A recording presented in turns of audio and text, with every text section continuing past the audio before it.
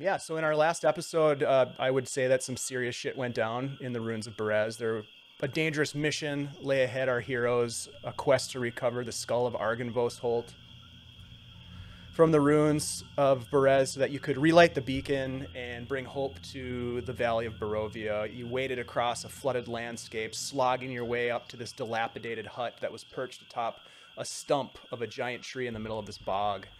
Marzen, Stanley, Mara, and Corben trying to sneak your way up to the hut, but you were revealed by a squawking ruckus of an alarming unkindness. Ravens that were locked inside two cages set astride the hut's entrance. In front of the cages, upturned and muddy, lay the dirty skull of Argynvost. At that point, a withered crone with pale green skin, covered in moss and fungus, her arms like these long legs of a spider, came creeping out of the hut to greet you, seeking revenge against you for murdering her, quote, sisters in the marsh. The crone stepping into the dragon's skull and then taking to the air, where she began to rain down destruction upon you. Marzen released the ravens, and they swarmed the crone, which proved to be probably one of your saving graces. With the crone distracted, the party focused their attacks on Baba Lysaga, and did their best to avoid her evil magic powers. Unfortunately, she blasted Marzen with a Finger of Death spell, and I think you took like 64 points of damage and fell unconscious, and that was just the first time you went unconscious. Stanley was there. He fired off 2 shots of his longbow, piercing the witch, drawing her attention. Ravens continuing their attack. I would say that Ravens really were some of the VIPs of this battle. Corben was able to heal Marzen, pulling him back from the edge of death. And then, Corben, you ducked into the hut and you found this infant in a ghastly wooden crib crying. Below the crib, a green glow coming from beneath the floorboards. In the corner of the room, a wash basin stained with blood. Above that basin, an unresponsive woman that was suspended from the ceiling with iron hooks that seemed to have almost grown through her body. Mara did what she could to fend off the fiend with scorching rays and her guardian of faith. Marzen cast invisibility and attempted to do some stealthy approach to Baba. Thwarted by the ravens, she continued to fire magic missiles to get them away from her, but was unable to really stop the swarm. And at that point, as Baba was starting to take some serious damage from you, between the scorching rays and the ravens and the dissonant whispers that were being cast upon her, the roots of her hut began to pull free from the muck and lash out at Stan and Mara, who were outside the hut, dealing some substantial amounts of damage. Corben inside the hut, reaching to grab the baby, but watching as his hands just kind of passed through what he found to be an illusion. Mara, you tried to stop the hut by casting Remove Curse, but didn't have an effect. Your Guardian of Faith was hacking away at the roots all the while. Marzen casting Toll the Dead while trying to remain hidden from Baba. Stan back inside the hut, driving his short sword through the floorboards and hitting the green light in an attempt to hit the green light, destroying the floorboards and exposing this large glowing gem that was embedded in this little dugout space underneath the flooring. Corben used Lay on Hands to heal the woman's wounds that was hanging from the ceiling, but she remained unresponsive. Mara tried to cast Blindness on Baba, but she resisted. She had some fantastic saving throw bonuses. Marzen, again with the dissonant whispers, causing her to flee away and take massive amounts of psychic damage. And towards the end of her part of the fight, Baba cast Power Word Stun on Mara. I don't know if you remember that, Mara, but she left you incapacitated momentarily as the creeping hut swung its giant roots at Marzen, missing him but hitting you, Mara, and knocking you unconscious at that point. Stan, however, was there and cast Cure Wounds to bring you back to the fight. Inside the hut, Corben was trying to figure out, the situation with the green gem, attempting to destroy it with some heavy blasts of his sword and even some divine smite energy pumped into it with no effect. Mara used her Radiance of the Dawn divine feature to blast Baba with a ridiculous amount of radiant energy, and Marzen used his bonus action to inspire the Ravens to continue their attack, with his action being a final dissonant whisper spell that Baba failed the saving throw on, and it knocked her from the sky, killing her. But unfortunately, that wasn't the end of the fight, because the hut continued to press its attack against the team, missing Mara initially, while Corben and Stanley basically did a bunch of vandalism inside the hut, just smashing things and trying to figure out what the heck was going on, trying to get the gem. Corben reached his hands through the floorboards, which at that point turned into this gaping maw of sharp wooden teeth that snapped shut like a bear trap on him. Mara used Inflict Wounds to continue the assault on the tree, pumping a bunch of necrotic energy in there. And Marzen used Heat Metal to cause some fire damage. So you guys were all pretty much ganging up on the tree at this point while it continued to swing its roots. Luckily missing you a couple of times, but every time it hit you, it did some substantial damage. Marzen was knocked unconscious again, lay dying in the marsh, and the hut lurched forward to wrap its roots around him, squeezing 2 death saves out of him. Stan was there, however, to bring him back to consciousness. I think that was like the third time that you were brought back. Mara used Channel Divinity again. I mean, it was just an onslaught of fighting for your lives.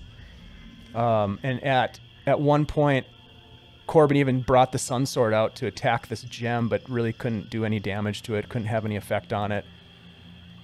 At this point, the creeping hut started to sort of fall apart from all the attacks that it was taking. Stan was dropped to the ground. Mara was knocked unconscious again. Marzen was squeezed to death and dropped, failing his final death save. Corben, standing there inside the hut, the only one who remained, made a split-second decision to bring Mara back. Mara, trying everything in your toolbox, you cast Command on the tree to try to get it to stop its attack, but because it couldn't understand the language, it didn't have any languages, it didn't work. With Marzen dead, Stan outside making death saves and being attacked, going down. In total desperation, Corben and Mara continued their attack on the hut. Finally, Corben knocking it down and destroying the hut as its entire structure began to sink into the marsh, along with your companions who were essentially wound up in the roots of this giant tree. Corben and Mara, or actually Corben, Mara was out at this point, and you grabbed her and pulled her out of the hut. So she went down again at some point, and you laid hands on her to bring her back, using the last of your divine healing to bring her back from death's door. And Mara, opening your eyes, you gasp for breath, and you look past Corben, and you see on the shoreline a small group of figures, the witches of Berez, gathered, watching. And that was the end of the battle. So you, Corben and Mara, are standing in this marsh. Let's bring that back into play here. You're standing in the middle of this marsh, and your friends are being pulled and essentially being submerged and sinking into the murk with the roots wrapped around them. This giant monstrous treehouse essentially sinking back into the ruins of Berez. You stand there now, both conscious, but a group of these witches in front of you. What do you want to do?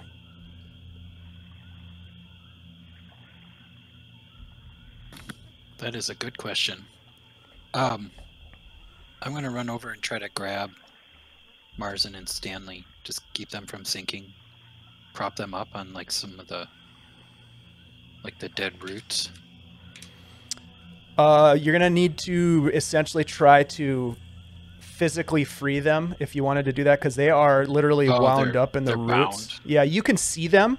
They are partially submerged. You can see their sort of open eyes, their open mouths, tongues hanging out, just staring into whatever it is, wherever your soul goes in this crazy domain of dread. But you would have to spend some time to try to free their corpses. Can I see the skull? Yes, the skull is laying in the marsh right here. Let's see. That's not on. Oh, okay. That's not on the map. Let me put it up on the map here. I thought Baba was still in it. There you go. Her, she is. Yeah, you know what? That's true. She would still be in it. So right there is where the skull is. Okay. And let's see.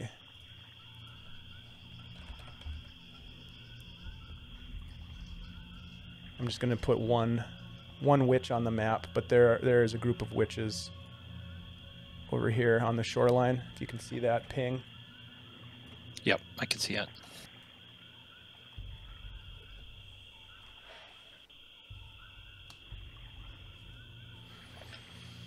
Yeah, what do you guys want to do at this point?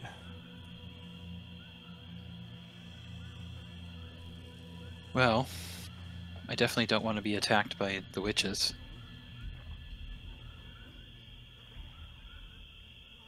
Yeah, you guys are in rough shape. Mara, I don't know. How many hit points does Mara have? Not many. Mara, are you there? Can't hear you if you are. Hello? Hello, hello? We might be having a connection issue. Yeah, I don't hear. No. Shannon, try disconnecting and reconnecting if you could. There you go. Yeah, there she goes. Well, while she's taking care of that, Corben. I'm just gonna, seeing the state of the two guys, I'm gonna go for the skull and just try to make sure it doesn't like sink or get away from us. Okay. I don't know what else to do. So the skull is Or big. just make sure Baba's dead. Yep. Okay, sure. Go ahead and roll a medicine check for me. Okay.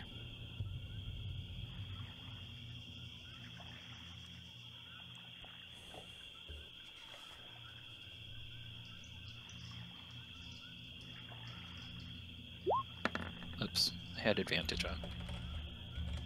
21. That's pretty nice. 21. Yeah, so you look down at Baba, and from between the arrows that are sticking out of her chest, certainly blood along her chest, her face has been pecked substantially by the ravens that were swirling around her. And I didn't bring it up in the recap, but when she went down, the ravens actually sort of came down on her and were like pecking at her as she would lay there in the swamp. So you look at her, and she's dead. She's obviously dead. Yep, she's obviously dead. Yep. Okay. I think Mara's still having issues connecting. It's all right.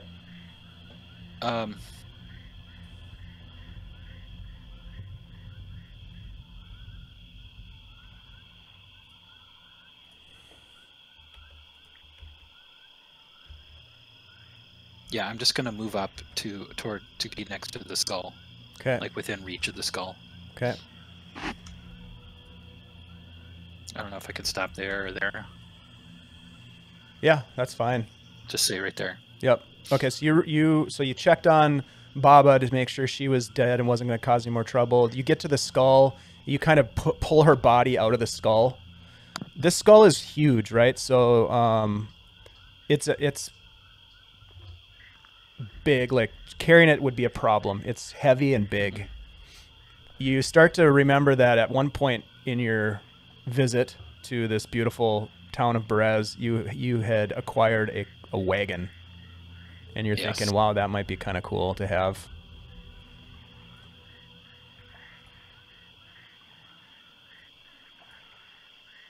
There are a lot more of them showing up now. Yeah, I just thought I'd fill it out a little bit. But yeah, so there is a growing crowd of witches on the shoreline that are watching you. They haven't done anything yet, but you can see they're talking amongst themselves, and they're watching you.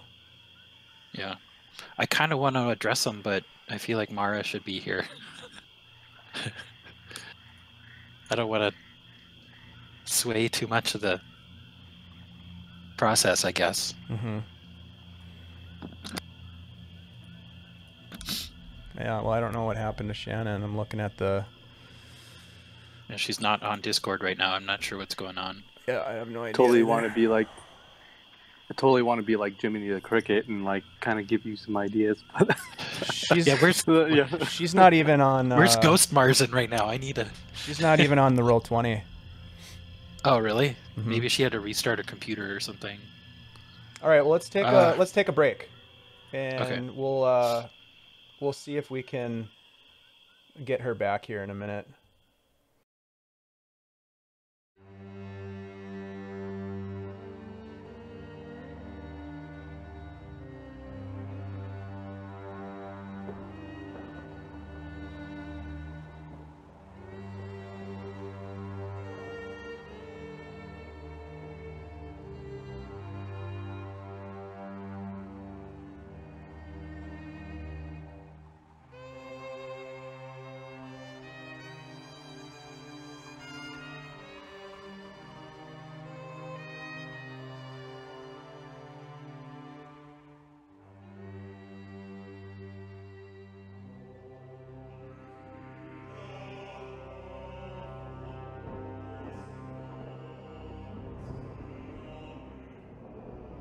Baby. Nice. All right.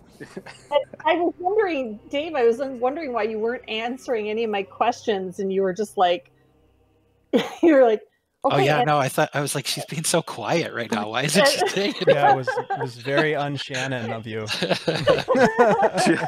Shannon's probably thinking like, she usually has a lot more to answering me. Why won't these guys answer me, dicks? Oh, jeez. Question before, because I didn't hear anything that Andy did, and I had some questions before we got started. Oh, okay. So one of them was where is the skull, and you showed me where that was, and then I asked about the girl. What happened to the girl above the tub? I think she's still in there, right? We took her down. Yeah, you cut her. You cut the chains down. And I healed her. You gave her some healing. Unresponsive. She was unresponsive, and she was being sucked into the muck and mire with everything else. Oh. All right. Wait, the whole house is sinking now? Yes. Oh, okay. I think we should try to get her out of there. What do you think? Okay. So because I missed a chunk of something, did you do anything with Stanley and or Marzen?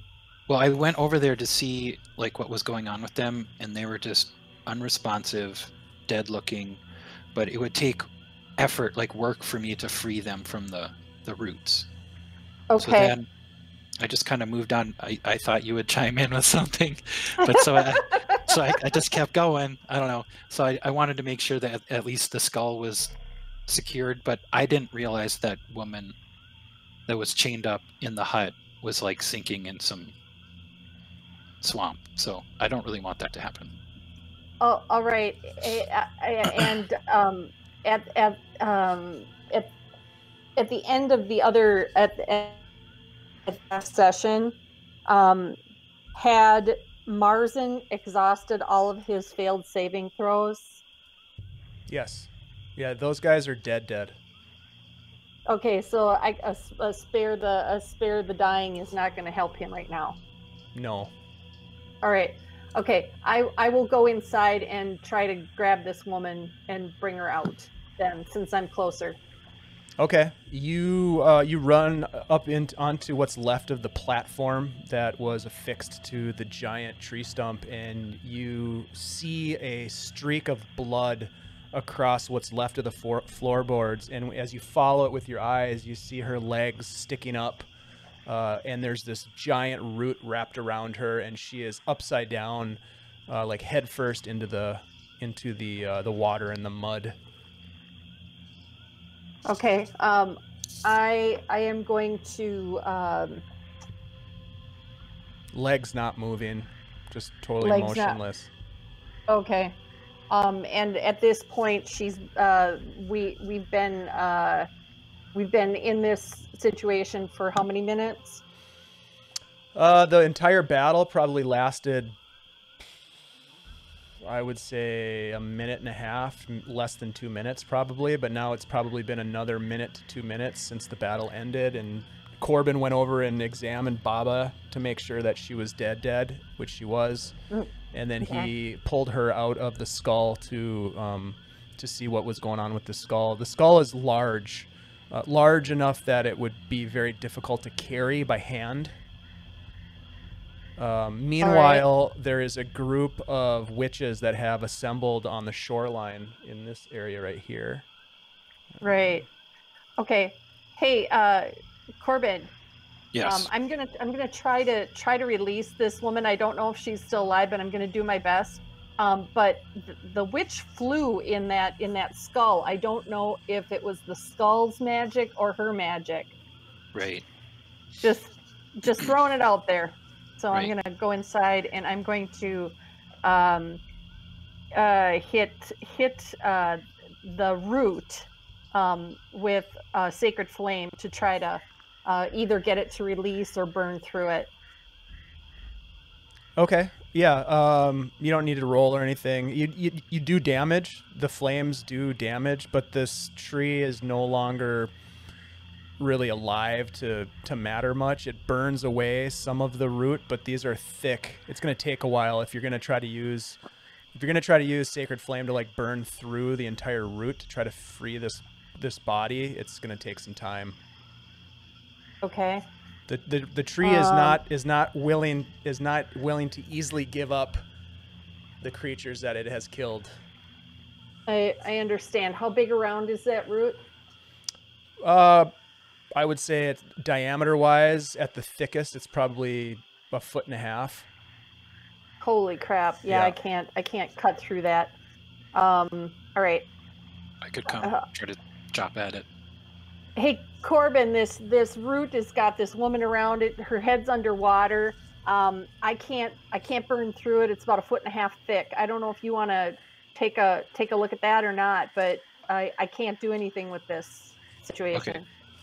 All right, so I'm just gonna say keep an eye on the skull. Okay, I'm gonna go over Yell and to me if there's a problem. okay, I'm gonna go over to the skull here, and I'm actually gonna climb inside of it.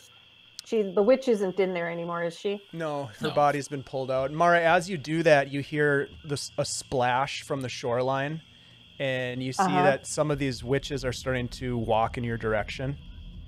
Okay. Out into the marsh, coming towards you.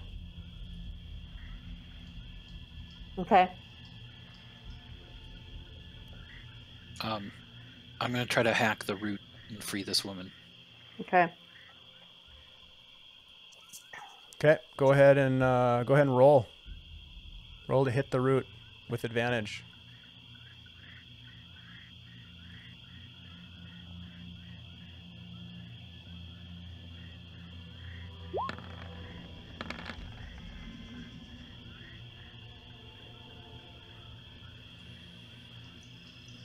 Uh, 12. Yeah, you start It's not hacking great. away, but it's not really doing much. You're definitely doing damage to it, but like you're hacking through it, but it's going to take some time. It's thick and strong and sturdy. All right. Mara, you see the witches continue to take a few steps into the marsh towards you. Witches, we're not here to hurt you. And more of them start to come into view as well. And as they start to make their way out into the water coming towards you, you can hear murmurs. One individual steps forward, moving out in front of the rest of them. She emerges from the crowd, and you can see right away as she comes into view that she is naked. and she looks as though she has been in a fight herself. She is bruised and bloodied, something that it looks as though she was in a recent fight. And she walks out and she turns her back to you, and she puts her hands up to the witches, and she says, Babala Saga's reign over your coven has ended. Her evil ways have been purged from Berez. Do not continue her treachery against the good people of this realm, for darkness will only devour those who wield its corrupting power. Ready yourselves not against these liberators before you, but against the coming darkness of the devil, Strahd von Zarovich. And as she says that, they all and they look at each other, and they sort of back off a little bit as they consider the woman's message. And she turns and starts walking in your direction, splashing through the water. Mara, you can see her. Corben, you're sort of in a different part, hacking at this tree branch. But she walks over to the bodies of Stanley and Marzen, and she looks at you and says, I'm coming with you. Let's go while these hags are leaderless and confused. And she Thank you. She reaches down and she starts digging through first Stan and then Marzen's equipment, and she starts pulling things that she apparently thinks are useful. She pulls Stan's longbow. He has 2 arrows and a quiver. She grabs that. She pulls off some of the clothing that she can get off of him. He's got a cloak. She puts that on. Like, again, she's naked. And you see Mara, as she walked up to you, it looks as though she has bruises on her body. She has mud all over her, and she's probably about, I would say, 16 years old, more or less. So she's not even paying you any attention now. She grabs, you can just watch her. She's grabbing, out of his pack. She pulls his pack off of him and looks through it and throws it over her shoulder. She starts digging through Mars and stuff, and she grabs a silver dagger, his horn. There's a book that she grabs. She's just grabbing a bunch of stuff, and she's like, we got to get out of here. Okay. This is my friend. Can you help me remove him? This is my friend. Your friend is gone. Your friend is gone, and you're going to be gone if you don't leave. And she starts to splash through the marsh, headed north. Come. Help me with this skull. We have to take the skull. She looks around and she says, "We need a cart or something. Wait here." And you see her as she kind of splashes back across towards the witches, and they part a little bit and give her a little bit of leeway as she walks off and disappears into the marsh, or into the fog, excuse me. So she left. And the witches are now standing there just kind of talking amongst themselves. They've backed off a little bit for the moment. Corben, Yeah. Come on. All right. I'm just gonna. I haven't been able to free her. I take it. No. I wasn't planning on taking her with me anyway. So. Yeah, she right. is, like I said, the roots of this tree are substantial, and it doesn't appear as though it's going to easily give up the creatures that it took down with it. Just hearing Mara's voice, that I'm just gonna be like, fuck this, and just bolt out of there.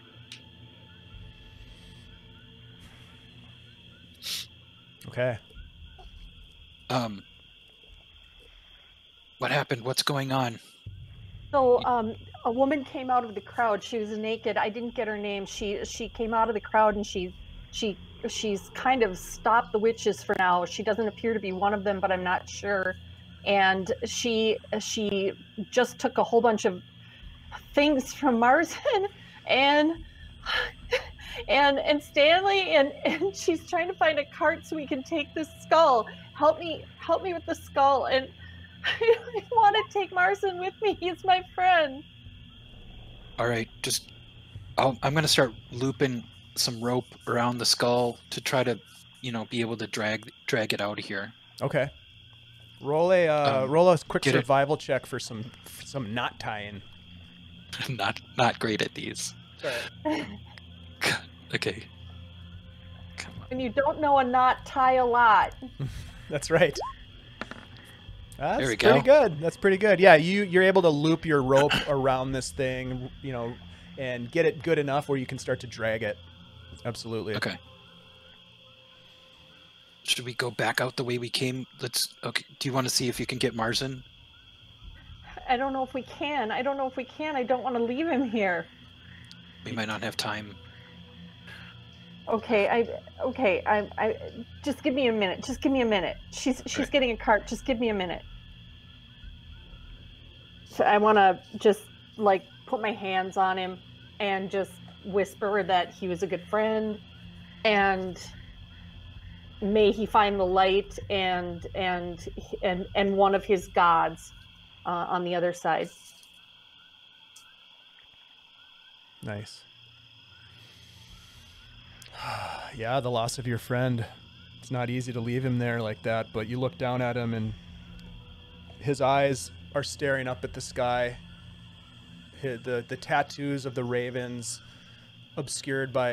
partially obscured by mud and blood, and you reach down and you just do that thing where you pass your hand over his eyes and close them. And there's really nothing left you can do but wish him well as on his voyage to the other side, wherever that may be. Did the woman she just dug through the pack. She didn't grab his whole pack, did she? She grabbed Stan's pack, and then she essentially emptied the contents of Marzen's pack and took whatever she thought was going to be useful. Okay, I'm not sure what his inventory was, so I just don't want anything important to be left behind. Well, I'm gonna feel around in his can look. pockets. Yeah, you can Is look. Is there Sure. anything? Yeah, is there anything in his pockets, around his neck, in his boots? Like, because he would be the type to squirrel something away in an Here's unusual what you place see. like that. Here's what you see laying on the ground. You see a battle axe. You see a drum, a broken drum. You see an ink pen and a bunch of papers that are soaked and muddied. There's a bag of which it looks like this woman dumped out part of it. It was filled with sand. There's a toy trinket of some kind. I don't know what it was. Ben, do you know what that toy was? Did that have meaning to him, or was that just something that was in his starting equipment? I think it was just some Okay. starting equipment. There is some wolf meat that looks wet and muddy, like kind of just sitting in there. There's a shield that has the insignia of Argynvostholt that's half sunk in the mud. He's wearing scale mail, and that's it. That's all you see, with a quick examination of his body. Okay, I'm gonna take a piece of the wolf meat and stick it in my bag, and I'm also gonna grab the shield. Okay. Sounds good. All right, so you guys are standing there in the marsh. You've got a rope tied around the skull and forms kind of a harness or a pull line that you can pull it with. There are still a crowd of witches that are talking amongst themselves. You can hear some of them yelling at each other. It's like they're having an argument. You're not sure what about. You can only imagine what it might be. But what do you guys want to do at this point? The woman who left, is she back with a cart at all or anything? Not yet. Okay.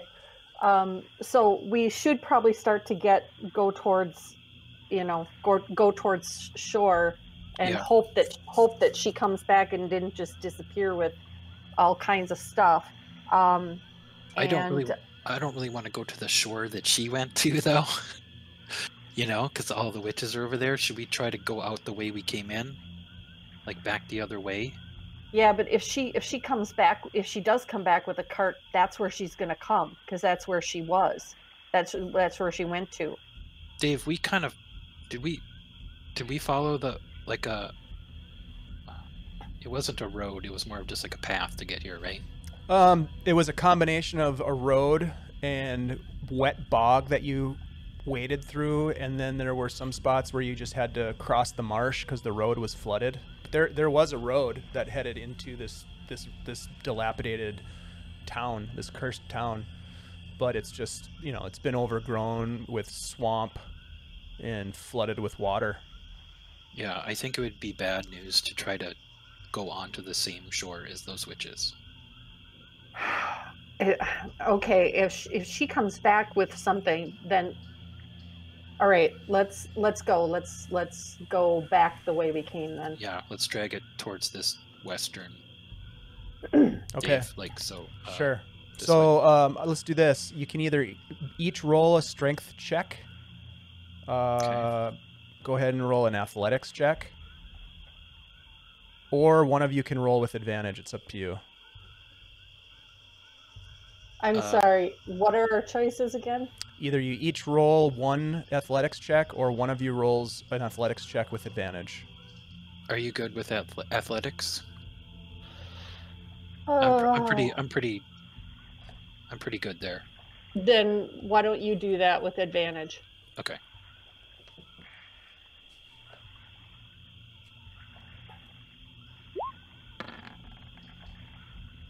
There we go. Awesome. Nice. Okay, yeah. So it's not easy by any stretch of the imagination, but you are able to, there we go. I'm going to grab your tokens here if I can.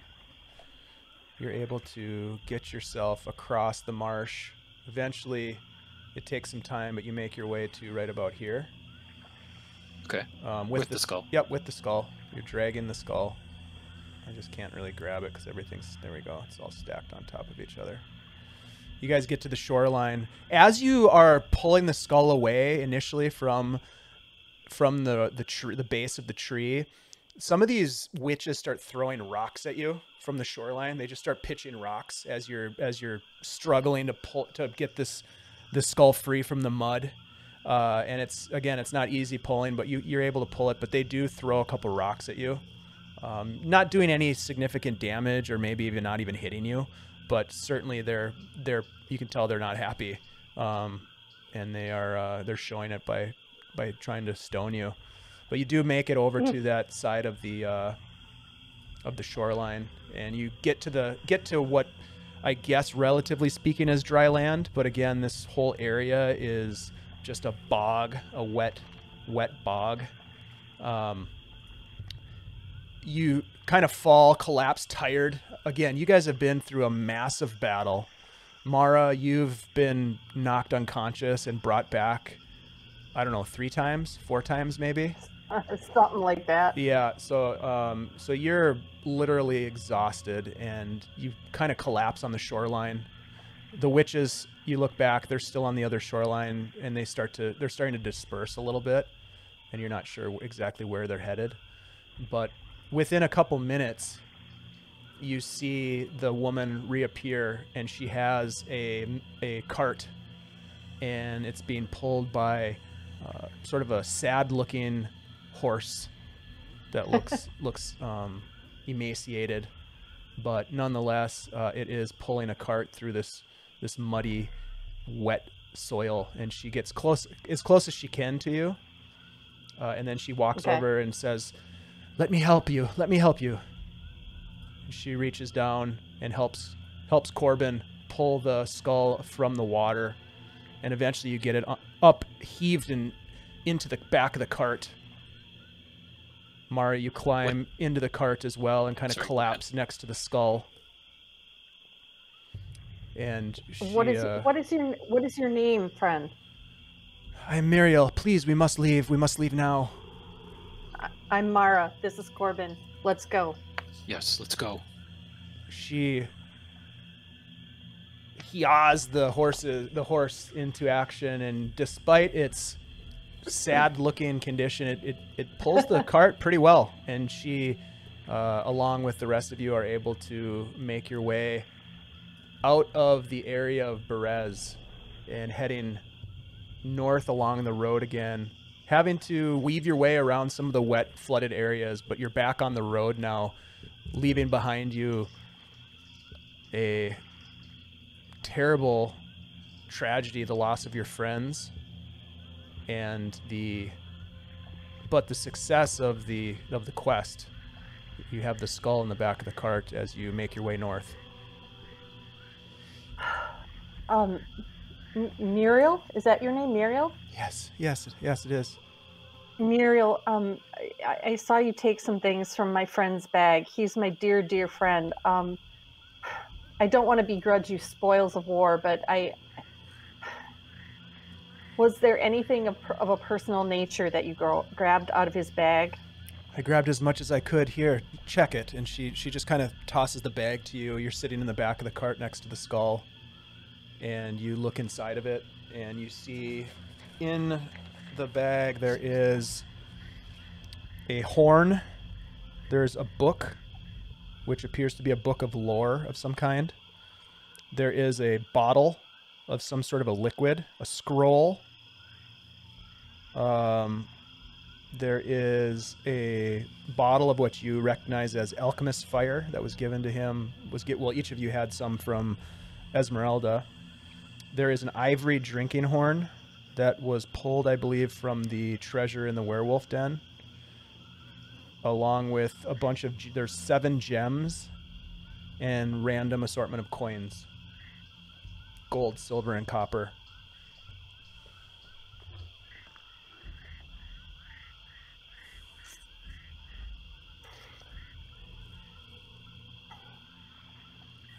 If it's okay with you, Muriel, I'd like to keep this book of lore and the scroll, and this alchemist fire was a gift to us by another friend of ours.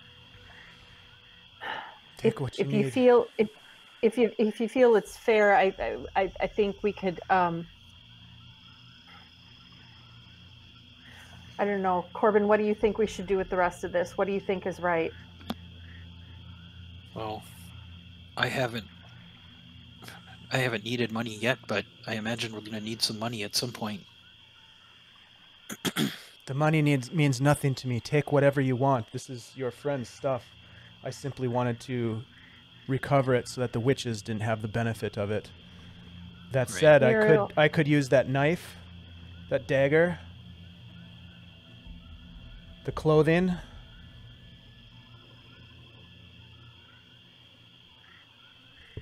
I have no need for the money. That's more than fair. Can we split the gems and coin between the two of us, Corben? Sure. There are 7 gems worth 100 gold pieces each. Okay, so why don't you take 4? I'll take 3. How about if we each take 3 and give Muriel a 1? Sure. It's the least we could do for the cart and horse. That's cool. Okay, so she'll take one of the gems. What's the situation with the coins? And there are 18 gold pieces. Okay. There's 1 silver piece and 20 copper pieces.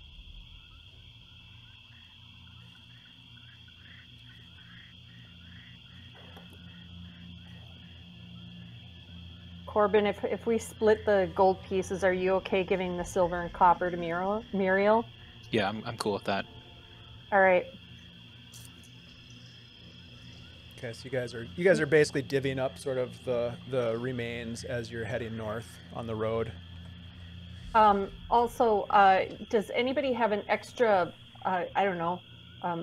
Actually, I'm going to pull something from my bedroll and try to cover up this skull because I don't want people to be able to see it in the back of the cart. Right. Sure. Absolutely. That's a good idea.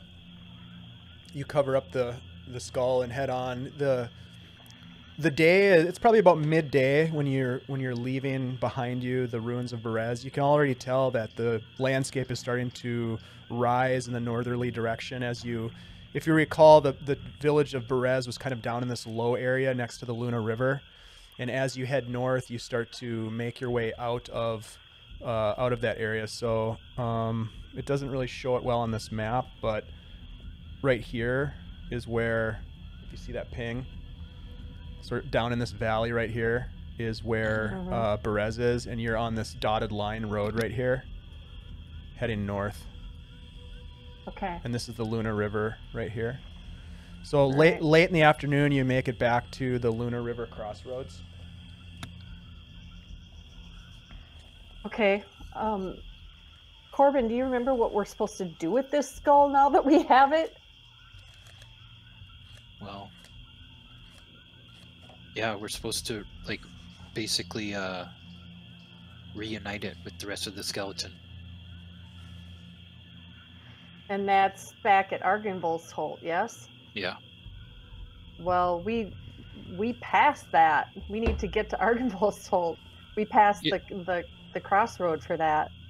Dave, we wouldn't have gone right past Argynvostholt if we know we had to get the skull back, right?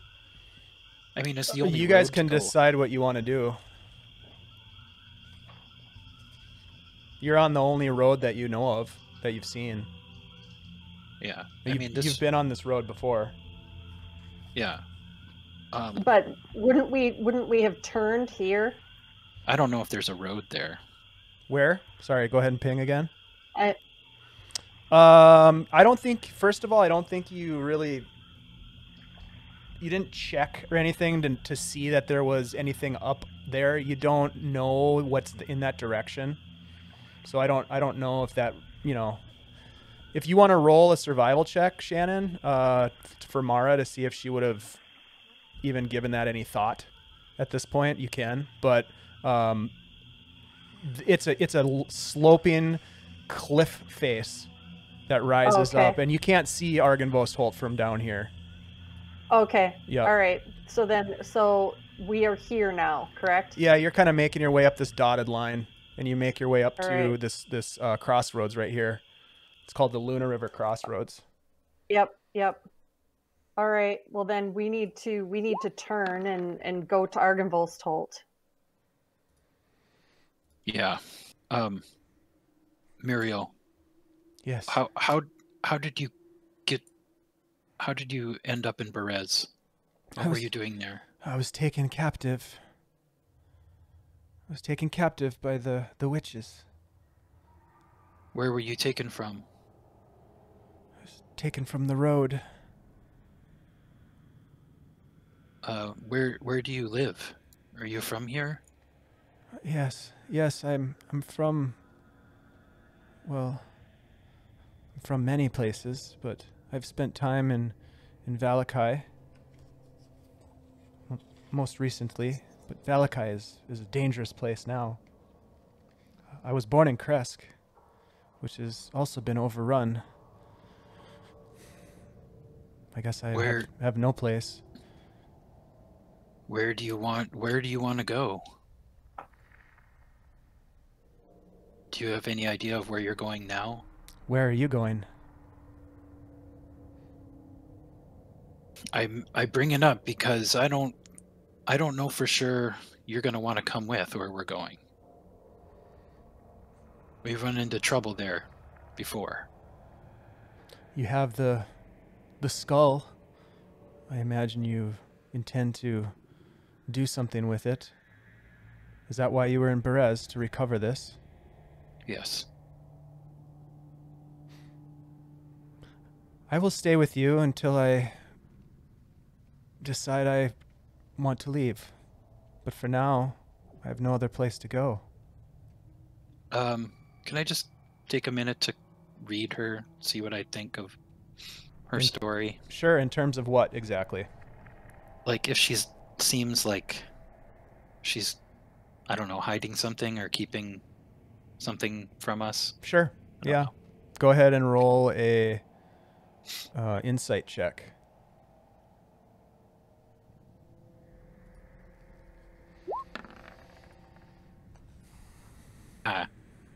Wow. Natural 20. Okay. -1. That's not bad. Because I have horrible wisdom.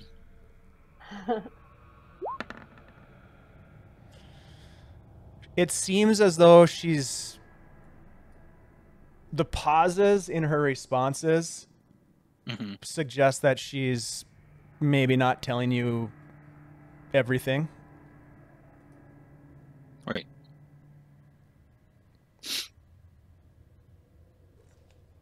Okay. You can see a tight, like a slight twitch in her, the muscles around her eye that sort of leads you to believe that she might be either holding something back or potentially even lying to you. Okay. But you don't know what that would be. It's hard, you know. You don't get a read on exactly what the information is that she isn't telling you. Muriel, what did you do? What did you do in Kresk? I grew up there. Do you have a profession? Do you have a trade? I did some hunting.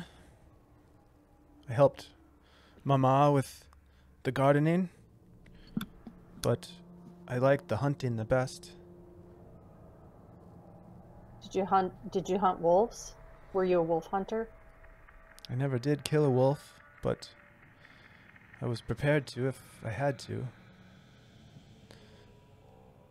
Mostly small game to feed the family.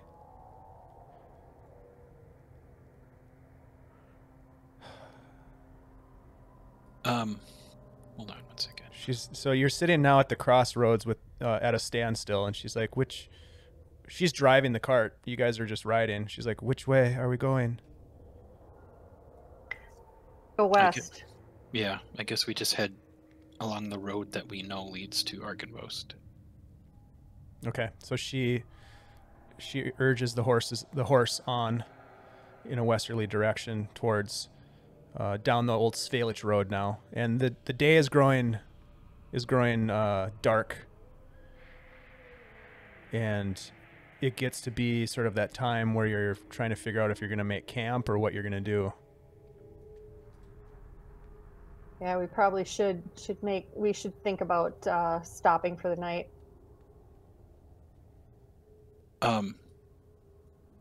Obviously no sign of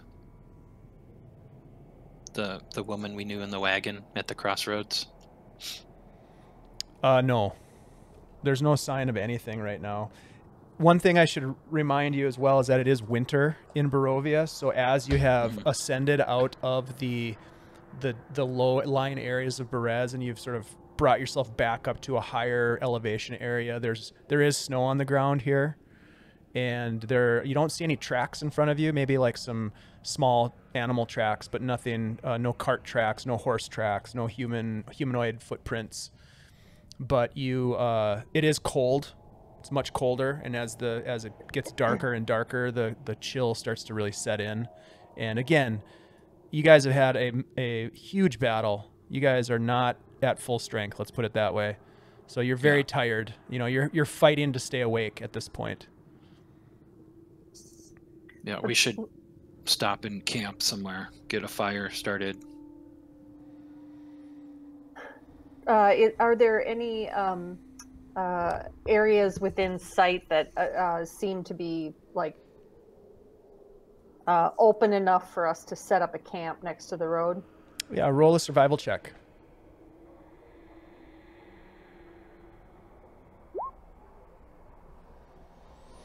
Yeah, I mean, there's a couple of spots that you pass that look as though some trees might have been cut down. There's a couple of tree stumps. It looks like there's a little spot to pull off the cart off the main road a little bit. You're able to find something like that. And as you do, she hops out and she pulls the harnesses off the horse and lashes the horse to a nearby tree. And she walks into the woods. You can not to the extent where you can't see her anymore. And again, the woods are really dense here, but you can see she's like gathering wood. She's pulling wood up and doing what she can to gather some supplies for the night. Let's plan on staying really close to the skull. Yeah, I was gonna say let's pull it off the cart, and you and I can lean up against it and snooze. Or have it. We have it somewhat covered up in the cart, right? Yeah, but I don't want us to fall asleep and her to hook up the cart and take it away. Yeah, exactly. So let's pull it we off could- the cart. We could leave it in there and just like lean up against it, so if it moves, we move. I don't know. Yeah, we could pull it off too. Yeah, I don't know. I just don't feel comfortable. I'd like to have it right. I'm just I don't thinking, want what, I don't what if want something- wheels under it. what if something happens tonight and we need to make a A quick quick getaway? getaway or something, and then we got to load this thing and back onto the cart? I don't know. Oh God, you make a good point. You make a good point. It- All right. I'm just going to Maybe- mention to Mara that I don't totally trust Muriel. Yeah, I'm not either, which is why I kind of want to. How How- about if I sleep in the cart with the skull? We could do that. All right. We need to figure out how we're going to take our rest too. Yeah. We don't have. It's gonna be a hard one. You Well, you guys how about- are having this conversation, and she comes back, and she very, very quickly gets a fire started. And right. and you can see she sits down in front of the fire. She pulls out what appears to be some dried meat and some dried berries, and starts eating.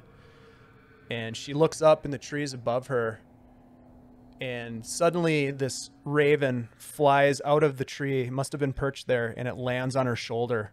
And she feeds it a little bit of the dried meat, and she just keeps eating. Hmm. Okay, is that a friend of yours? Yes, the ravens are my friends. Have you met them? Actually, the ravens helped us a lot back in the swamp. Yes, I saw that. Your Did- friend, I saw that as well, had the tattoo of the ravens on his head. Was he a friend of the raven? I'm just gonna turn to Mara because I don't really. Yeah. Yes.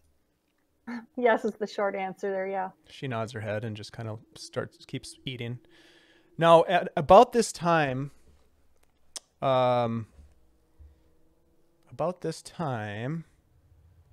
Bjorn, you are following the tracks that you have seen of a wagon. It's the first tracks you've seen in the snow for a day and a half, as you've been making your way from the Vistani encampment to find to head south and to follow your destiny. But you see these tracks, and you follow these tracks, eventually coming around the bend in this old Svalich road, and ahead of you see a fire burning, and there's a cart in the road. Darkness is descending now, and it's harder to see, although with your keen night vision you can see that there are 3 individuals at the fire. Do I hear somebody coming up? Let's find out what Bjorn's doing, and then we'll figure that out. Okay. I'll make a stealth roll to try to get closer to just All right. get a better gauge on them. Yeah, go ahead and roll a stealth check.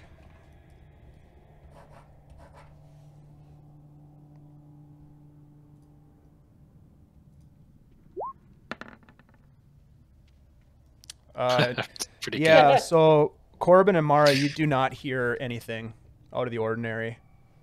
You're hearing the crackling of the fire. good. And I've taken this wolf meat out because it goes wild. So I've rinsed it off and I've cut it up and I'm sharing that with Corben. Okay. All right. So Bjorn, you stealthily make your way towards the encampment, and you get a better look. You see there's a young girl sitting at the fire. It appears as though she has a raven perched on her shoulder. You see well, actually, Corben, why don't you describe yourself so we can get another picture of what you look like? It's been a little while. Yeah, I have this here somewhere.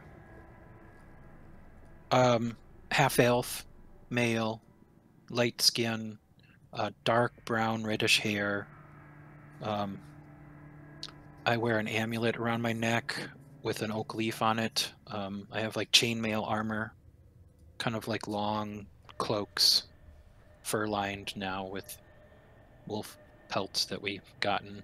I carry a shield and a sword and a spear.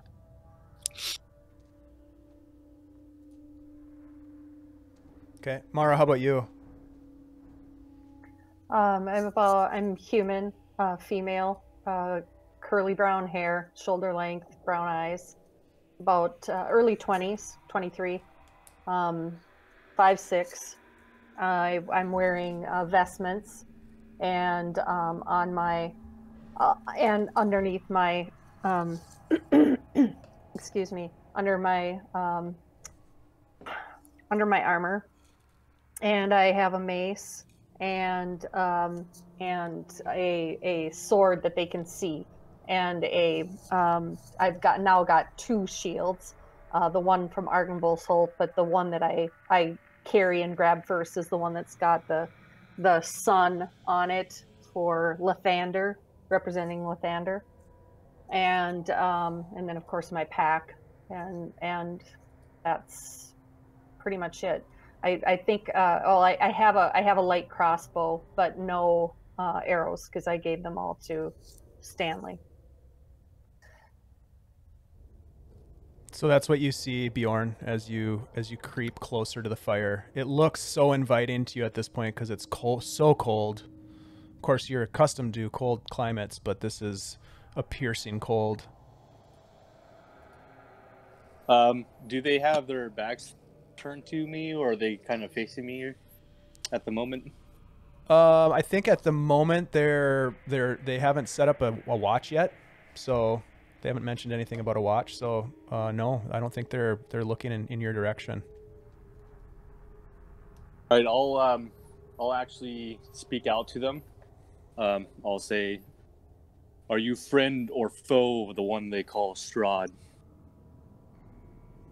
You hear this voice, the two of you, the three of you, and you snap around. As you turn, the raven on Muriel's shoulder flies off and disappears into the darkness. She stands from the fire, and you all turn and you see this dwarf figure standing before you. Bjorn, why don't you describe what you look like? So I look like I'm a dwarf that's out there. So I have this really thick gray peppered beard, wearing like a horned helmet, and on my torso is pretty much just like furs, almost looking like the bar or like the berserkers that we encountered before. So just wearing like bear furs and just animal furs on it. I bear a huge shield. To a normal human, it would look like a normal size shield, but to a dwarf, it's pretty much covering my entire body. Just barely peeking out. Then this double-sided hand axe. As I approach, you can kind of see a little bit more visuals of myself, and you can see my my arms. I have pretty much scars all over my body, and all over my face too. So just like total battle worn looking dwarf. Do you have your hand on your weapon? I would probably be holding my shield, not like up in the defense, but just on my person, and carrying my axe with the mid part of the handle pretty much just like on my shoulder with the blade behind the back. Just like casually kind of walking up. Corben just reflexively pulled out his sword. Yeah, and I reflexively stood up with my shield in front of me, and my hand is not on my mace, but it's near my mace. I'll repeat one more time as I walk closer. Are you friend or foe of the one they call Strahd? Strahd is our enemy. And you? he is mine as well. So we shall be allies then. And I sit down right next to you guys. All right, Okay, here's a guy who Okay. has So I boundary just kind of just stumble on in closer to the fire and just like plop down. So like seeing you guys on edge still and just like you just casually like just muscle tone and like relief, like I don't know, like I was swollen up trying to make myself look bigger than I was at the time. Then hearing that you guys were enemy as Strahd, then I was just like plop down. Nice. All right. Seeing him drop his card, I'm gonna put my sword away. Yeah, and I'm as well. So foe of Strahd, and new friend of ours. What is your name? I am Bjorn. And who are you? I'm Mara Brightwood. My name's Corben. I'm Muriel. Bjorn will look up. All right. Well, it's good to meet people who are enemies of Strahd. It is not a very nice land out here. Do you have any meat to spare? It's been pretty cold this last couple days. We do have a little. Yeah, you can have some of mine here. Where are you traveling to? What brings you out this way? I'm here to slay Strahd. Well, right. that's pretty forthright. What put you on this mission, sir? I'm not entirely sure. I just know that I'm needing to destroy him to bring honor to my clan, but I'm not entirely sure how I got here. This place is foreign to me. Ah, it's foreign to me as well. Yeah, I don't know how I got here either. That was a while ago now, but I know the feeling. How long have you been wandering around by yourself? It seems like it's been too many days to count. I've been pretty much isolating myself and fending off the wolves as much as I can. There are a lot of those. Yes, there is. And a lot of them have met my axe. And now they keep me warm. I see that. You look like you're a skilled hunter, sir. I do enjoy myself a little competition. What is your trade? I think I am a fighter. To be honest, I can't remember much of who I really am. I just know my name, and I know this feeling that I need to defeat something. I fear my memory has been as misty as this place has been.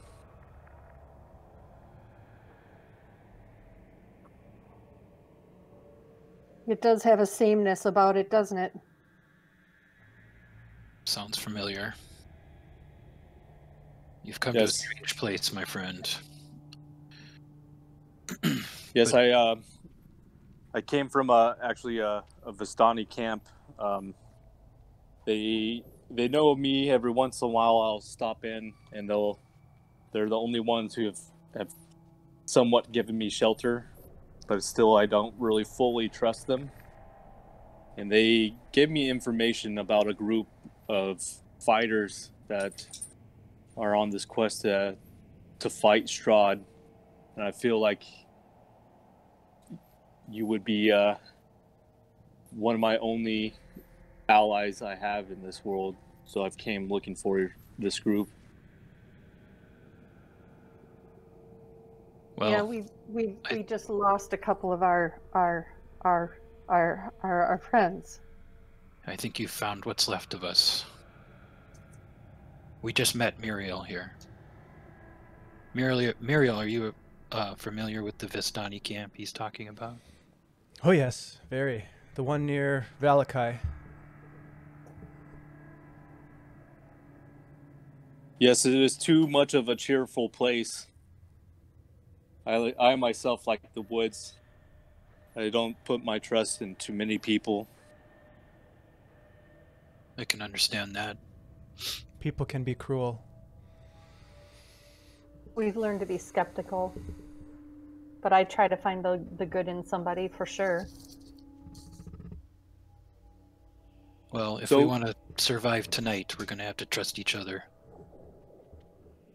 I agree. So who are you that the Vistani talk so highly of? How would you help me defeat this monster?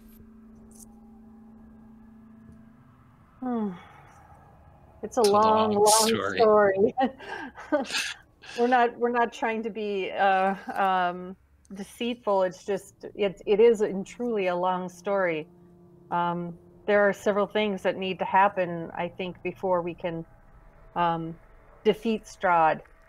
But we're trying to do some of these things, and we're currently on our way to one of our quests that we have to complete before we can move on to the next thing. I guess if you guys are fine with it, you guys want to pretty much do a little bit of metagaming where we spend some of the watch pretty much exchanging stories and catching up a little bit. That way I can kind of see what you guys know. Or will you allow that, Dave? Or do you want a little bit more role play? Whatever you guys want to do. So you guys spend some time. Do you share with your companion your greater quest with these items, the prophecy from Madame Eva and that kind of stuff, or do you hold that secret? Actually, I'm going to ask him if he's met Madame Eva. He hasn't. You guys hear that Bjorn pretty much he woke up in this place that without real memory of why he was here. He just knows that from his clan that he's been always on this quest to basically defeat this as big as a monster as he can, to basically be known, and that way all the Dwarven halls will speak of his glory and his battles that he has. So besides that, then waking up in this place, he kind of feels like his mind's been like corrupted somehow. Okay. So you guys get the sense that he's been here for a long time, not like years and years and years, but a good amount of time. Then in that time, Bjorn's pretty much been in isolation. So he sticks off the main paths. Every once in a while, he'll talk to the Vistani for just specialized goods, but he's pretty much been like a mountain man and just sticking to himself. And then he tells you all about like a lot of encounters with wolves and always having to be moving around, or if he gets too comfortable in one place for too long, that it just seems like he gets ambushed and kind of torn apart. And I guess if you guys wanted to see, is like just from seeing all the scars and stuff like that, you could definitely tell that he's been in a few encounters and he's definitely survived them. Okay, so he has not had a conversation with Madame Eva. No, I would say he's not. Okay. So having learned this, that he has not met Madame Eva at the Vistani camp, I think I'm going to, Corben, you can do what you feel is right, but I'm going to hold back that information for the time being. I'm just going to tell him that currently we have to take this skull to Argynvostholt, and I'm just going to leave it at that. Yeah, that's fine. I'm comfortable sharing with him like my journey through, because I didn't meet Madame Eva either, so like you're the last surviving person that has. God, that's right. So I'm happy to share with him like what we've been through, like what I've been through so far, like just Argynvostholt and into Berez and, you know, the werewolves and whatnot, I don't think. Yeah, I think we can maybe tell some a little bit of war stories. You know, about man, those spiders are big and that kind of thing.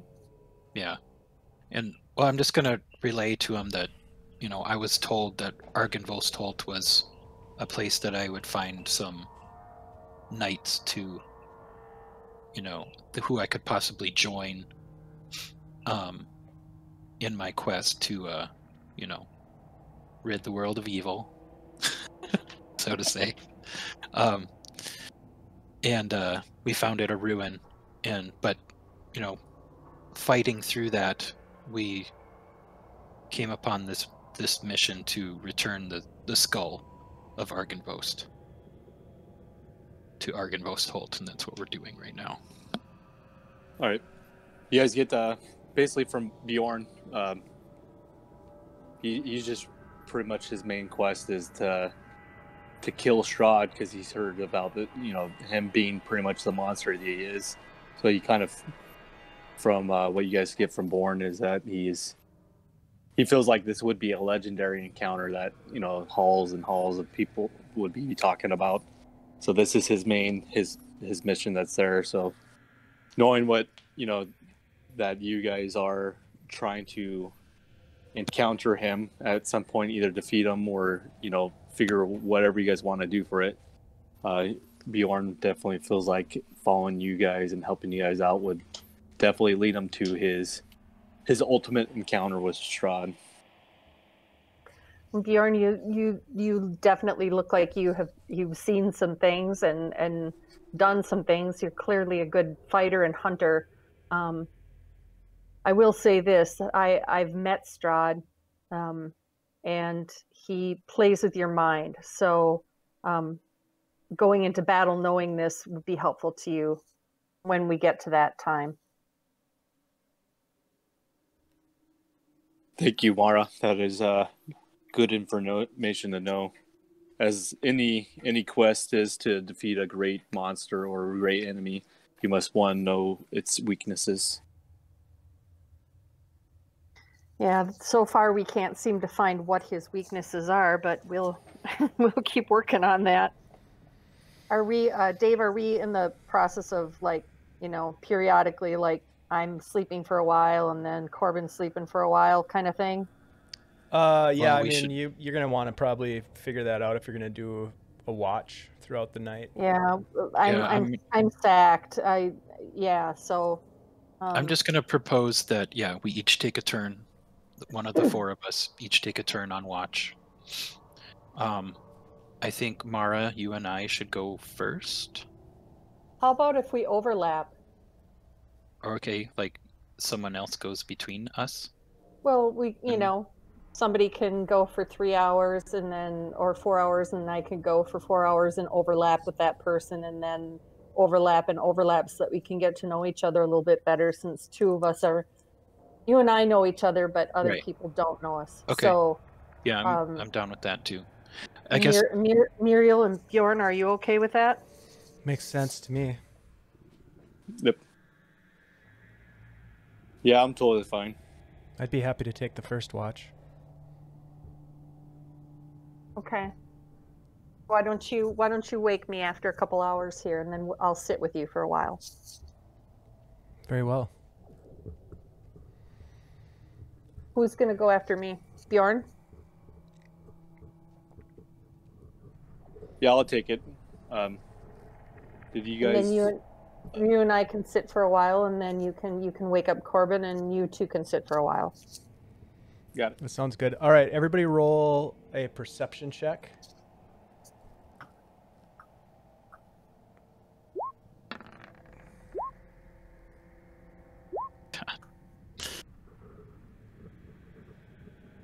All right, and then everybody roll a d20 for me.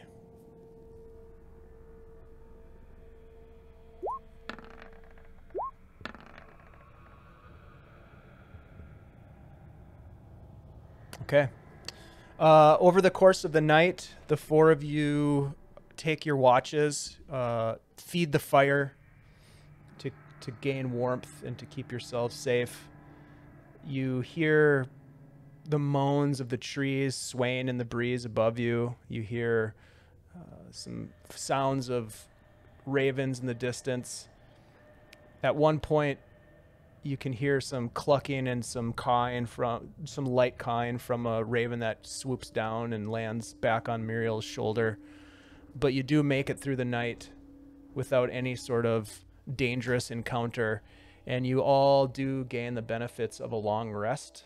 So go ahead and update your character sheets, regaining your hit points, spell slots, etc., as you would normally do on a long rest. And we're going to go ahead and take a quick break. So let's take a 10-minute break, and then we'll come back and we'll make our way to Argynvostholt. Got it. All right. All right. Roger that.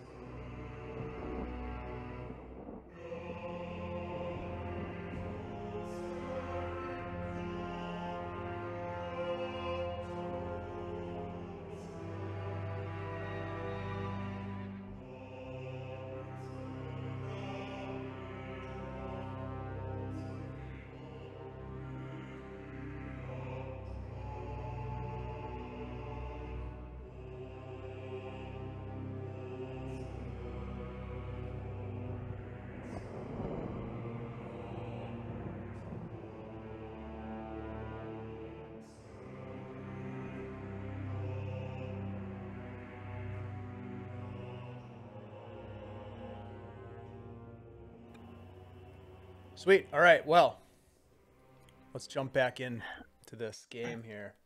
You wake up in the morning feeling refreshed, mostly recovered, aside from the, obvious emotional damage. And this might be mostly pronounced for Mara, having lost her close friend, but it has been she is very, very upset. Yeah. Yep. It's not easy. And you as you wake up, Muriel has the fire going already, and her raven companion is sort of walking around on the ground, eating crumbs off the ground that may have been dropped, pieces of meat that might have been dropped during the meal the previous night. And then as you start to stir, it jumps back up onto her shoulder. Eventually you begin packing the wagon, getting things situated, and you depart, headed west on the road. I have a question. Is there something I could do before we depart? Yeah, absolutely.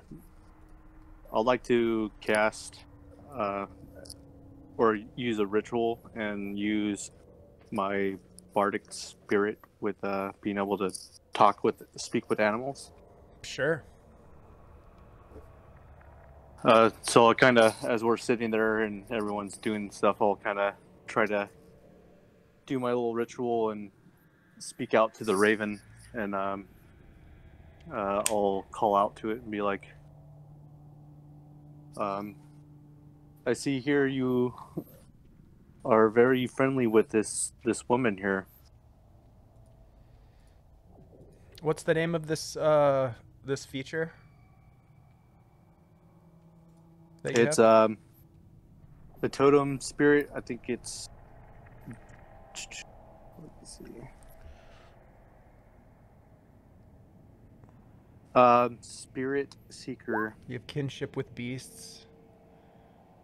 So you're casting Speak with Animals, basically? Yep. Got it.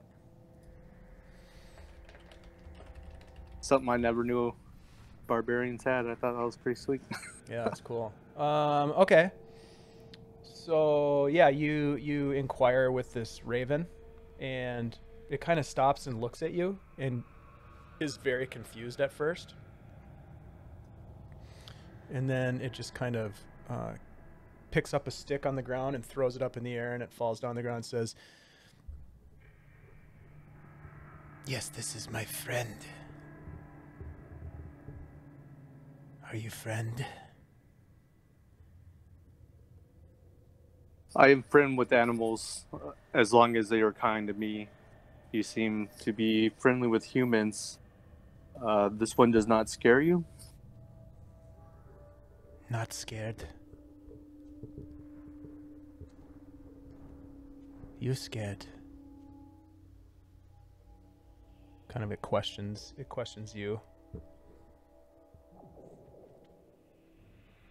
I am friend.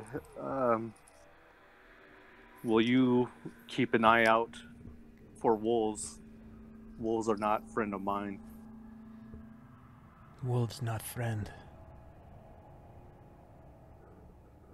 And as it says that, it jumps and flies up into the air, and it kind of disappears into the mist. And all right, Muriel kind of looks at you. Obviously, they could see that you were doing something. You be nice to that raven. That raven is my friend. It's one of the only friends I have. And then she goes on and packs up the rest of her things. So you guys get everything loaded back up into the cart. Was there something else that you want to do, Bjorn? Sorry, I didn't mean to cut you off. Nope, I was just trying to build up a rapport with seems like a friendly animal. Mm-hmm. Okay, so you guys head on. You easily find, if you recall, there was a marker in the path along the road, a tree growing out of the center of the road with the road kind of forking around it. And you find that tree, and this is something that Mara and Corben would recognize, and it is the signal to turn south. Now, turning south, you begin to travel down this very narrow pathway through the woods. It's a much different style of path. It's not a large road like the Svalich road is. It's more of a narrow, almost like a tunnel through the woods, if you will, with the trees forming a canopy above it that's very tight. And at times, if you're riding in the cart, you have to duck your head to get underneath branches that overhang, and at other times you have to jump out and like break branches from the sides of the pathway to sort of allow for the cart to squeeze through. So it's a little bit slower going as you make your way south on this road here. I'm pinging on the map if you guys can see that. You're kind of making your way down this road towards Argynvost. Yep. Mm-hmm. And eventually you come to the edge of the clearing, and you can see before you this large stronghold. Let's see if I can remember how to... I had an image of it, but I don't remember how to highlight the image.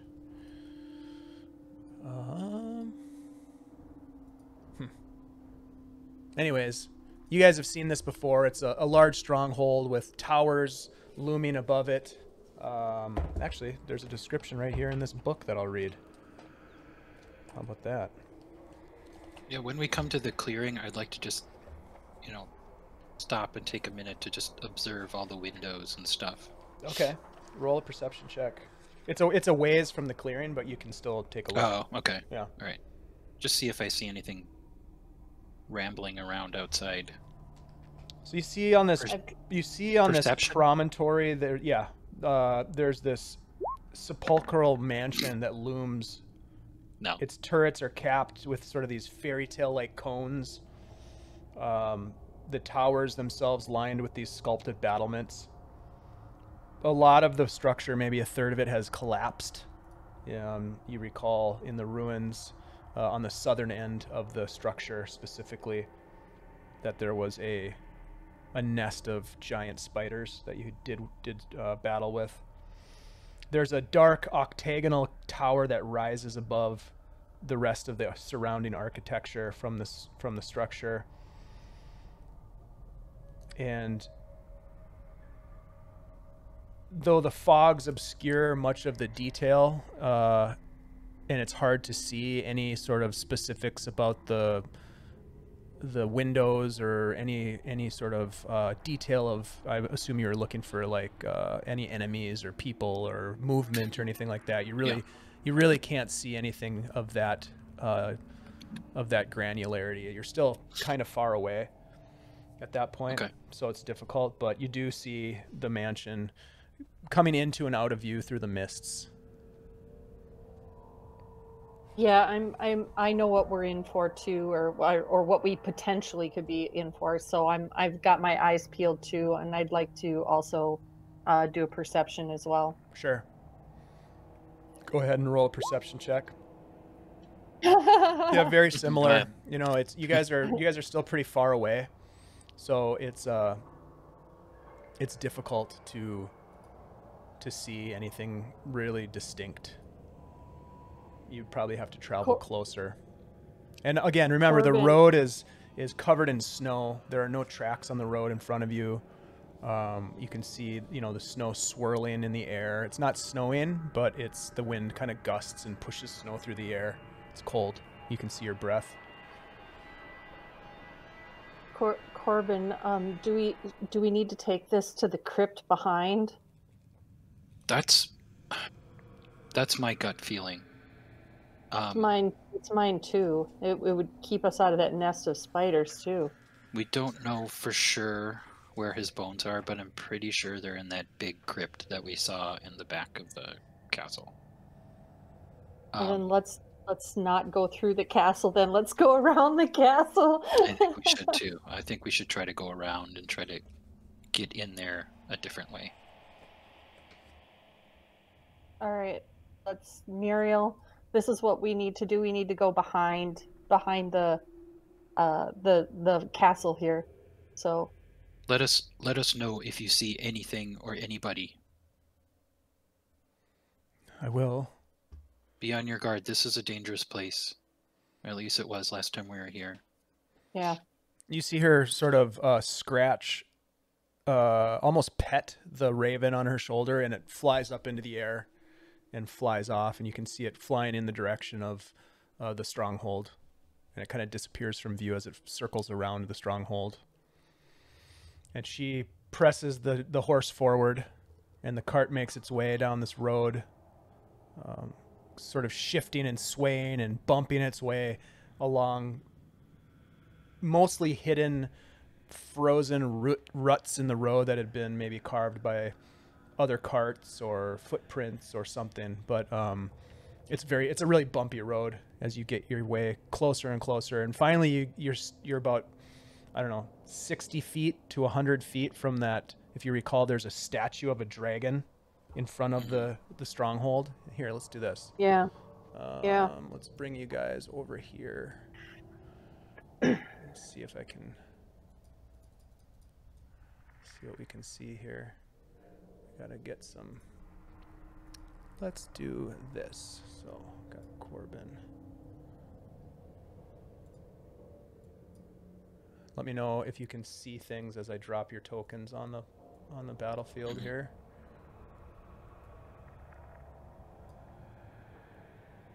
Can you guys see anything yet? No. Yes. I can't see anything yet. Mine is black as well.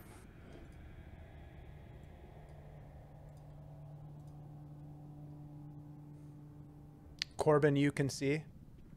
Yeah. Okay.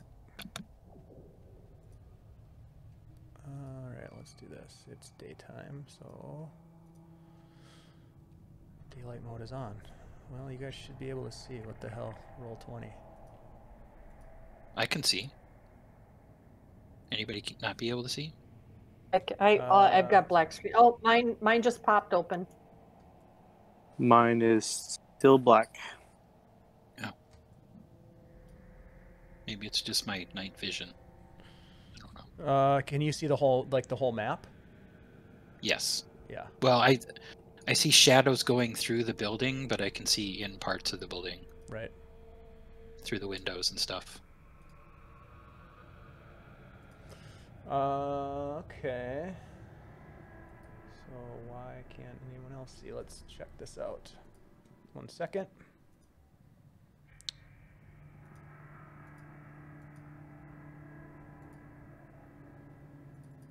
Mara can see. So the only person I can't see is Bjorn, I'm thinking, correct? Yeah, that's correct. All right. Yep. Off, on, night vision on, everything was on. Can you see your token? Nope. All I you, can like- see is a red ping that's going on. Everything else is black. Have you tried like zooming out really far? Yep. Oh, right. I'm all the way up. I see. Okay. I see what the problem is. Some, yeah, it's Yep. just a I'm weird, able to see now. weird quirk of roll 20. Okay, so now everybody can see the front of the statue. Now, just using your imagination, pretty much all this greenery is covered in snow. It's in the road as well. The statue has snow on it. The front steps have snow on them. So just in your mind's eye, imagine a snowscape. Okay. All right. So you maneuver your way up to about this point with the cart. And what would you like to do from here? Are we supposed to see this thing right here? No. And one. All right. I see two. One. Actually, I think I could see spiders too. I'm just trying to. Yeah, I can also, well, I can see spiders. But the other two that I was going to call you Marzen, that Bjorn saw are gone now. Everything's gone now. Yep. Yep. Good too. Okay. So yeah, all you see is this dark stronghold before you and this snow field on the ground. Well, we need to go around back. We need to go to the left here and go around back to the crypt is on the back side. Bjorn kind of grunts at the fact that he is not going to encounter the spiders that you guys want to go around. Well, we don't know what we're going to encounter, Bjorn. So, be ready, please. Yes, let's move around to the north here, Okay. like up this way. So as you leave the roadway, it gets really difficult to maneuver the cart. Just as a heads up there. Okay. So it's going to take you a little bit longer, and you run the risk of potentially getting stuck. Now, can I tell, like, would it be easier to just take the skull off and carry it Yeah, it might be. between like a couple people? If it's smooth on the bottom, we might be able to drag it like a sled, you know. But would that be respectful? Well, with the ropes and stuff that I wrapped around it to drag it out of the swamp, like, could like two of us carry it and make more ground than the wagon? I think so. Bjorn, seeing this as an opportunity to kind of show off his strength, he will say, "Just lead, I'll pull it." And I'll attempt to pick it up with my hands. Okay. Roll a go ahead and roll a strength athletics check for me. Right. Will I be able to use advantage on that with the aspect of the beast? Yes, absolutely you would.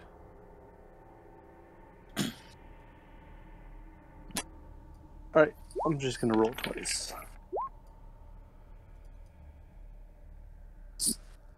23. Yeah, you guys watch as your new friend just heaves this thing, the rope over his shoulder, and starts pulling this through the snow. And he does a very good job of it. In fact, not really slowing things down at all. It's much faster than it was with the using the cart even. And you guys make your way around the north side of this building. I'll move your tokens here. Let's see. Move your way over this way. Corben got left behind there. I got it. And so you guys are just kind of following behind Bjorn as he's leading the way. Yeah, I'm going to. I would have actually them lead the way. I've never really been I'd like here, to be so out I'd in front of them. Yeah, that makes sense. Muriel will be in the back. Mara, where do you want to be in the lineup? Actually, I want to be behind Muriel. I want to keep my eye on. I'm still not 100% sure about her, so I'll take up the rear. Okay, sounds good.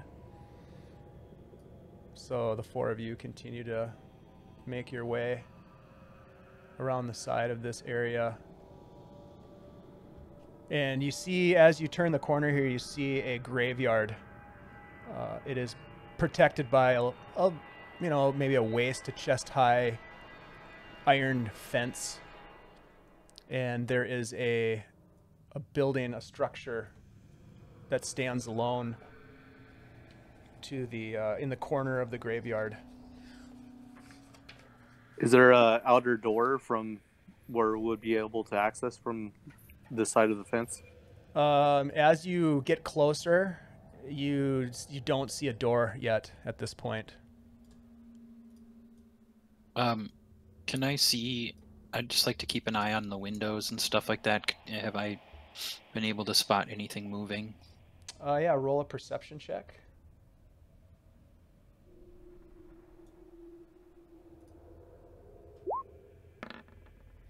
You don't see anything moving in any of the windows or on the grounds of this place. Okay. Dave, I'd like to do same, but I also want to be looking for other tracks around the building as well. Okay. So go ahead and roll a perception check, Mara.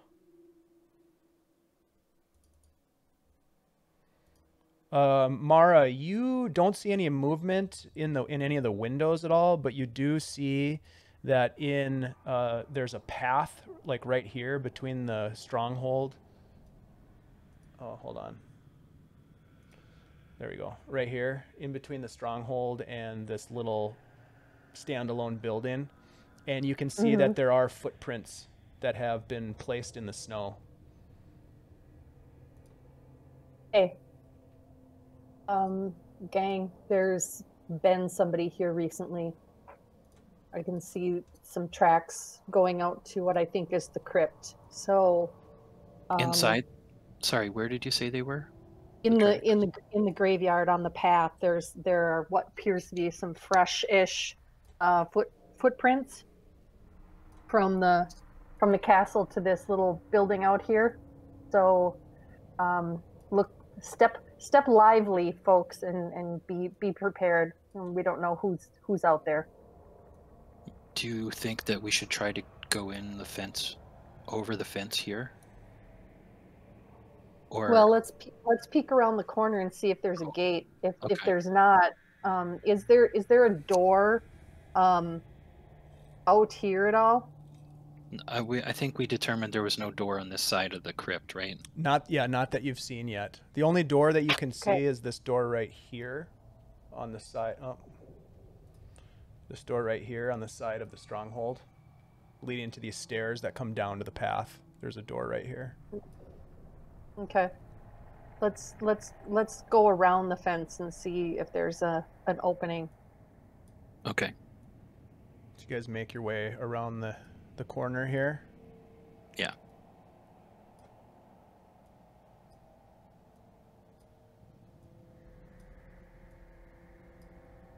I gotcha. You get a look at this other side and you don't see any doors either. And you just start to see the corner of the fence line here again, wrapping its way around.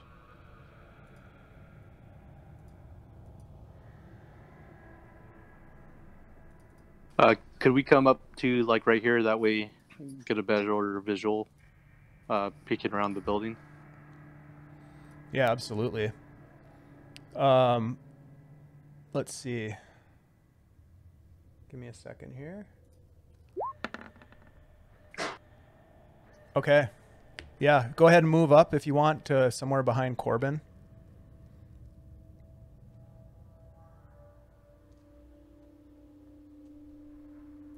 And as you kind of come around the corner, you see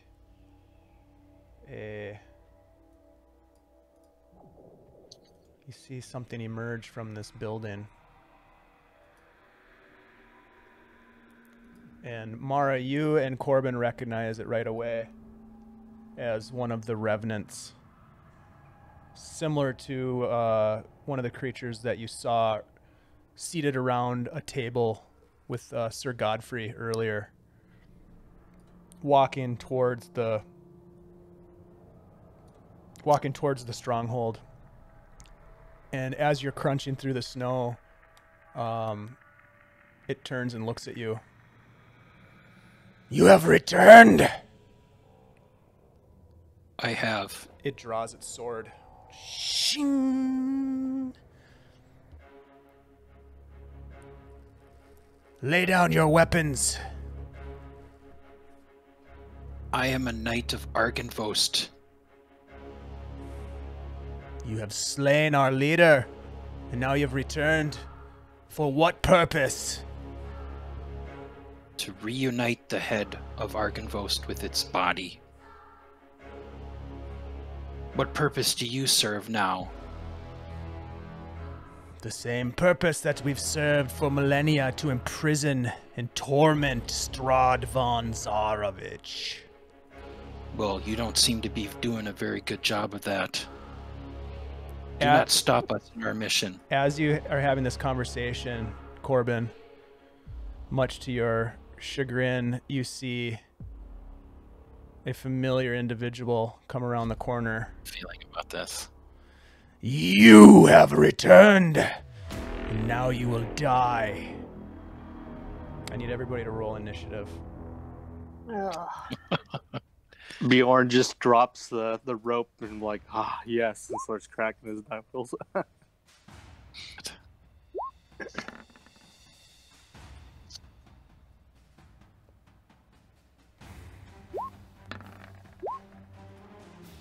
Haha. The other end of the spectrum, I got a +5 and I still roll a 1. Come on, guys. Oh boy.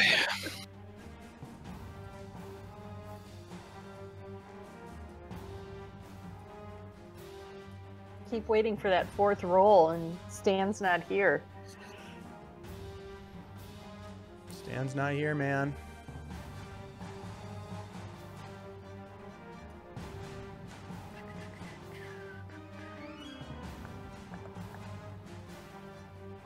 Okay, let's see here. Where's my Vladimir?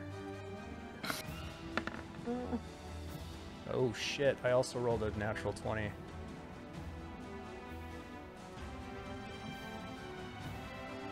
Ouch.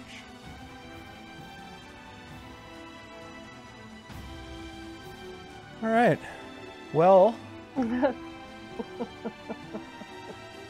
Corben, with a dead eye stare, he just starts marching towards you. Let's see, let's get him over here. Yeah, 30 feet. 5, 10, 15, 20, 25, 30. you see him move towards you and draw his sword at that point, preparing to attack. But that's his movement, and then he is going to take the dodge action as he prepares. He's in like a fighting stance, kind of egging you on, and it's your turn, Corben. I am not so sure I want to go in there.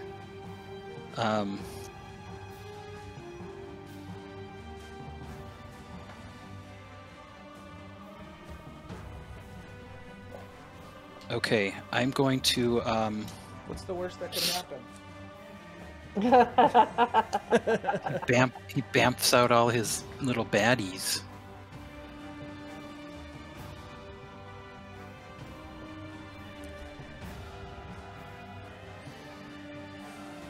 There's always that possibility, I guess. Okay, I am not going to go in there. And instead, let me see here.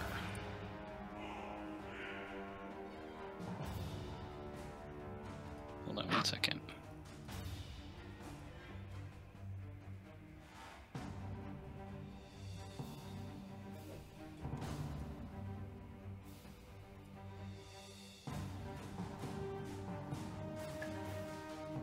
Okay, I'm going to cast Protection from Evil and Good on myself. Okay.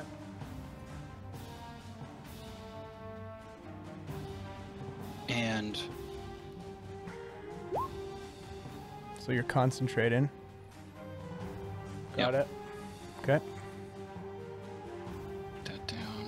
That's my action. As my bonus action, I'm going to pull the Sun Sword Okay. and light it.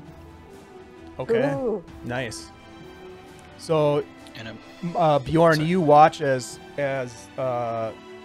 your new friend pulls this sword from his side, and it's just a hilt with a broken blade, and he grasps it in his hand out in front of him, and he almost, you can just tell he's sort of concentrating. All of a sudden, it just erupts with sunlight, and there's I believe it's a 15-foot radius illumination of sunshine.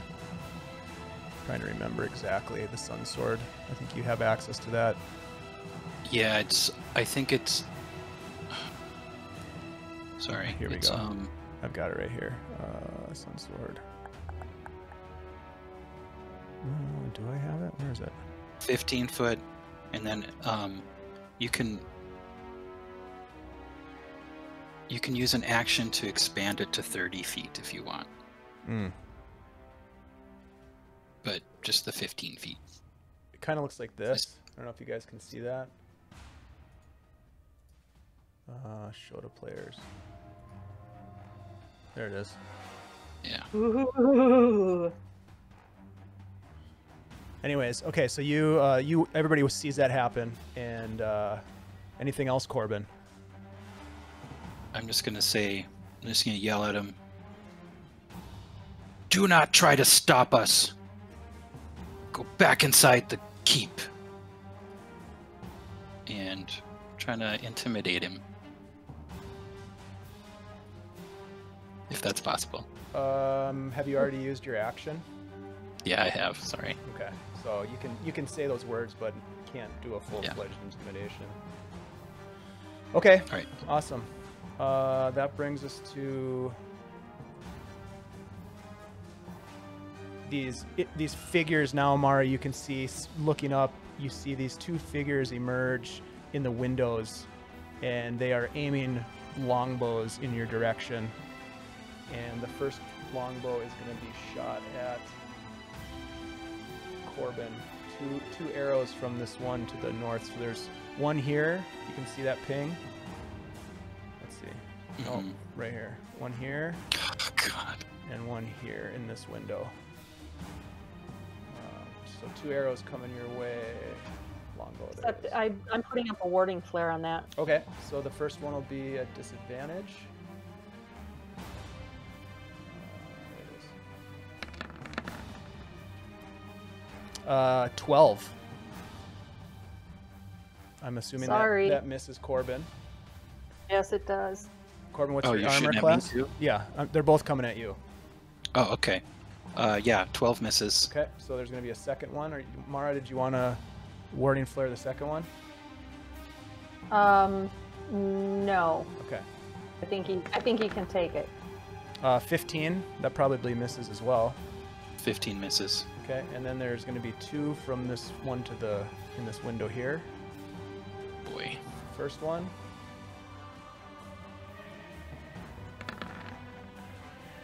A 4.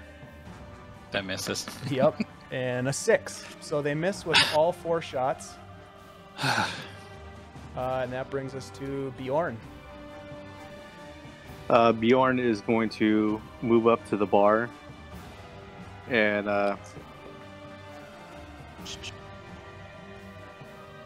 could I use a strength check to try to rip some of the posts off? You said they're like iron bars. Sure. Yeah, go ahead and roll strength athletics check.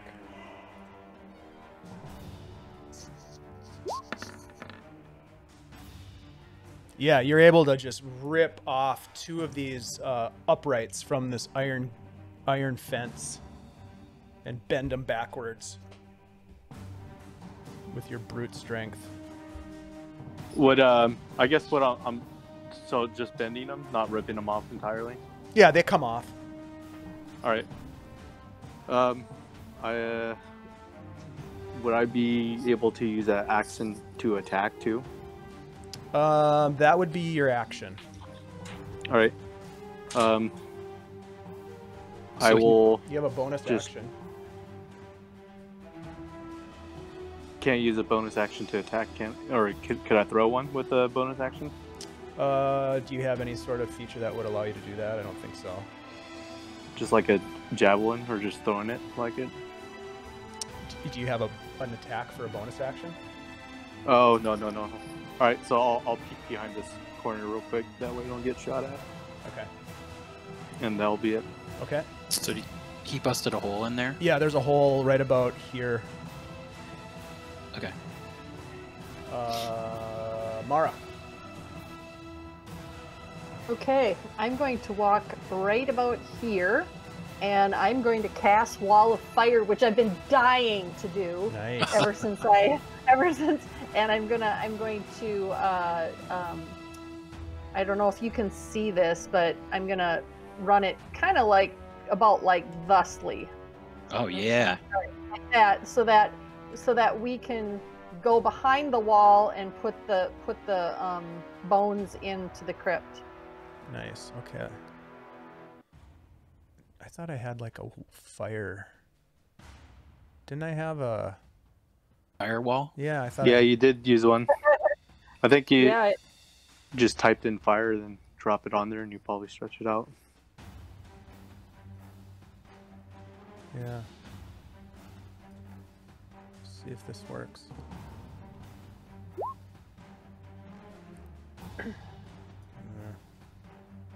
There we go. How long is it, Mara? it's 120 feet long, a foot wide, and 20 feet tall. You gotta put her at the diagonal, sir. Yeah, working on it. Oh, sorry. And you know, if I happen to nick this guy, it wouldn't be the worst deal either. Where did you want it? I from me, and then like here, it'd be like this. Can you see that? Mm-hmm. There we go. And Like I think that. It was So so that that- we could get around this corner right here, right? Yep, that's the idea. So we can go through the hole that Bjorn so conveniently made for us, and he can heft it, and we can bring it into the crypt. Nice.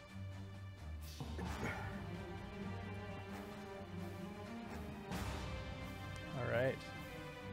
So can I yell at Bjorn too, or is that an additional need- action? No, you can communicate as sort of a free action. It can be like one sentence. Right. Bjorn, grab the skull and get it in the crypt. This is a concentration spell for me, gang, so.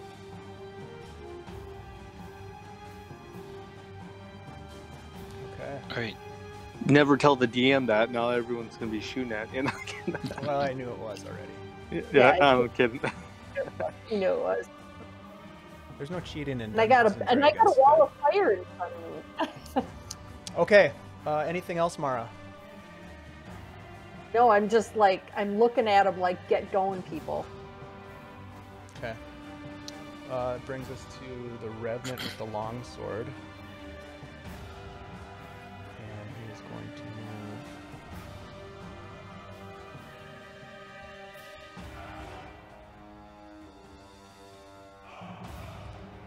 Can't quite get to you. Actually, he can't even move that far. He can get there. However, there are a couple others. Ah! Where'd they come from?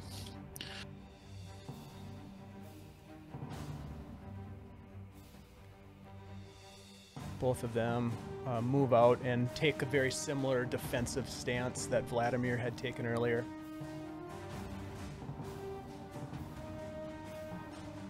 And there are two more up here.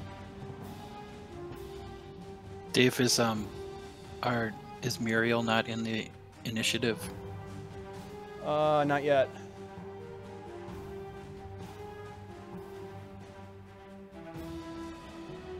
Oh, they just keep coming.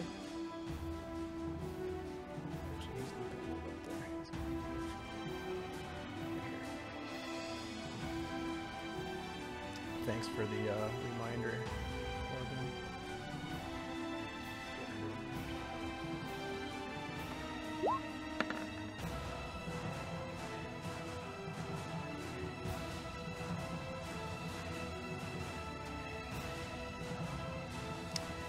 She will also be moving up then. She gets to right there and she pulls out her long bow that she took off of Stan, and she's going to fire it at these two guys that just came around the corner. It's a little out of order, but we're just going to go with it. She doesn't have any arrows, that's for sure. She takes a shot.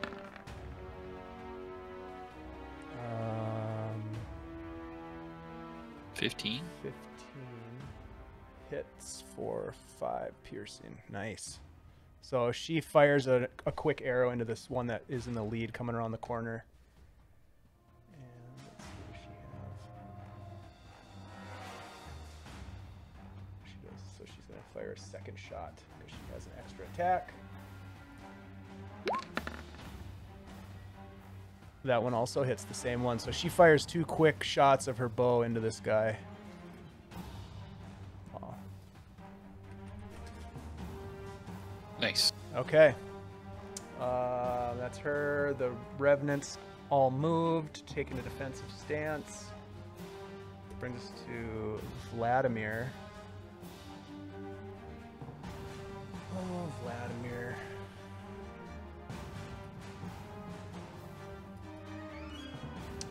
Let's see, he is going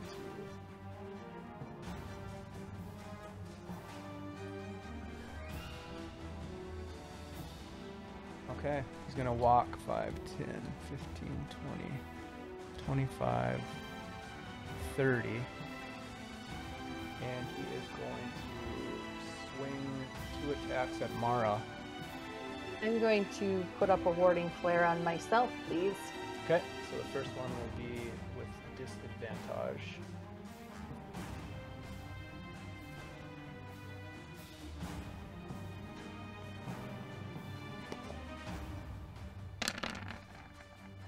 Uh, 13 on the first one, which misses. Yep, miss. So he swings at you, and you're able to just dodge out of the way as the sword comes down, but he swings it around and brings it back against you. 18 to hit. And okay. What's your AC? Yeah, it hits. Okay. I You have a 16 AC. I guess I'm to be fair, yeah, okay. I would have warding flared again. I just was not thinking there, so. Oh, that's, yeah, I mean, fair hit. that's fine. I rolled two 18s, so why don't you save it? Because it wouldn't make any difference here. I rolled an 18 and an 18. So you take 15 slashing damage. And I need you to roll a Constitution save to maintain your concentration.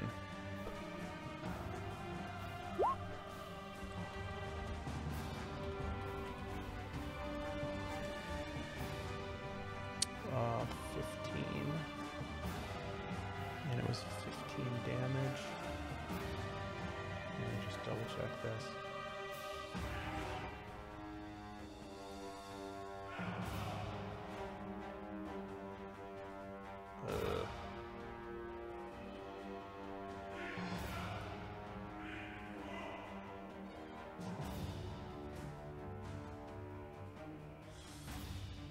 Taking damage, DC equals 10 or half the damage you take. So yeah, you able to maintain your concentration. No problem there. That is his turn. That brings us to Corben.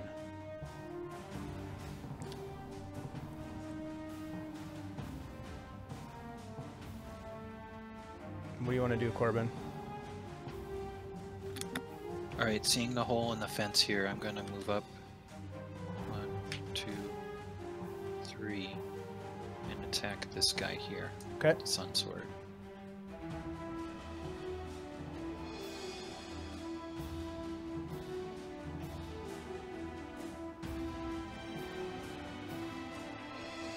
Let me just think about this for a second. Yeah, okay.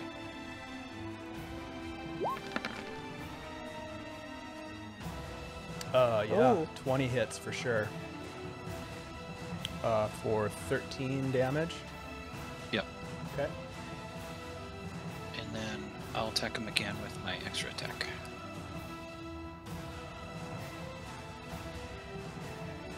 Okay. Yes. Oh. Wow. Okay, so another 11. I love it. And that's radiant damage, so 13, 11 is 24. Got it. Wow, that was huge. Just two massive swings as your sword just cuts through this Revenant. Anything else? No, I'm just gonna be standing in this doorway for now. Okay. Oh, you mean in the fence, the break of the fence? Yeah, I want to hold right here. Yeah. Okay, got it. All right, that brings us to the bowman, who can't really see a whole lot, so they're going to be attacking with disadvantage. They're going to be firing arrows at Mara, trying to knock down that wall.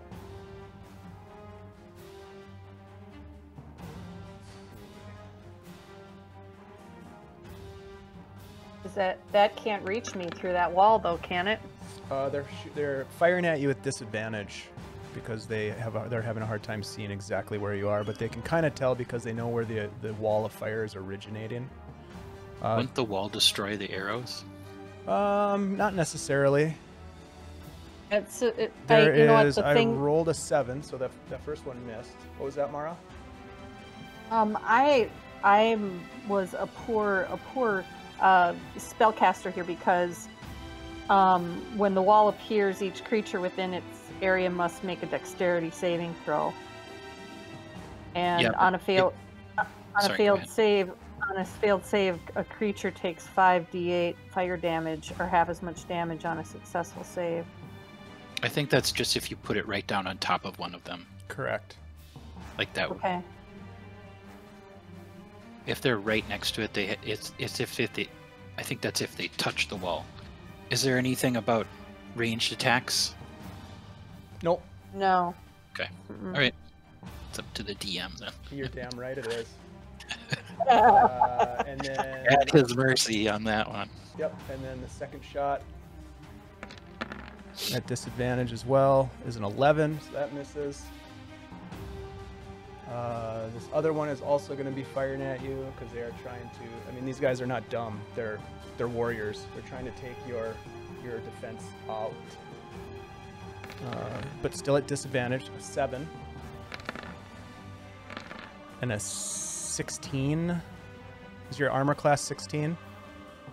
No, I'm 15. Okay. Or is it? No, I'm 16. I'm a 16, but still. So you take 3 You take 3 force damage, and I need another Constitution saving throw for concentration. Yeah, no problem. You're definitely able to maintain your concentration, but you do take 3 force damage from the arrow. Nice. Got it. And just to be, just so that for your edification, Corben, these are not normal arrows that are being flung. These are spectral arrows. Okay. Brings us to Bjorn. Alright, I'm gonna take one step down, kind of see what's going on. Man,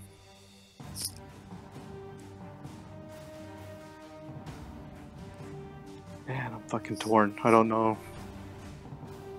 You guys explain to me at all, I guess, what the school would do once we retreat? Like, would I know that if I bring the school in right away, all these guys would like disappear or something? I don't think anybody knows that. All right. Not knowing that, I'm just gonna freaking rage and bum rush these guys. So I'm gonna move 1, 2, pop some rage, and start attacking these guys. Okay, so bonus action rage. Which one are you gonna attack? Corben, you attack this one. Yeah, right? I damaged the one to the south of us here. This one. All right, I'm gonna attack him first. That way we could start putting some bodies down. Okay. One-handed attack on this guy. Okay. So I have advantage on still. So an 11 misses. All right. I'll take a second It kind attack. of parries your first swing with its sword. All right. I'll use the second attack action. Nice. That one hits for sure.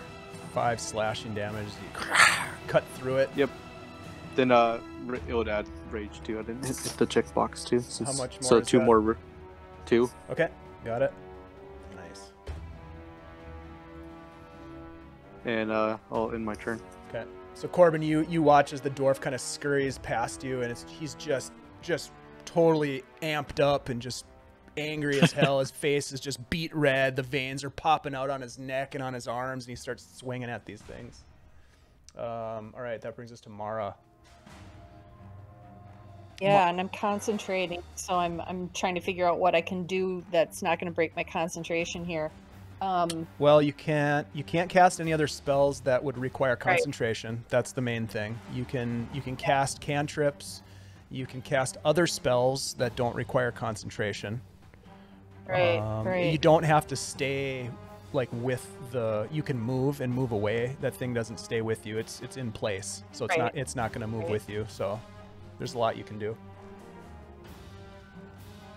All right, so I'm going to.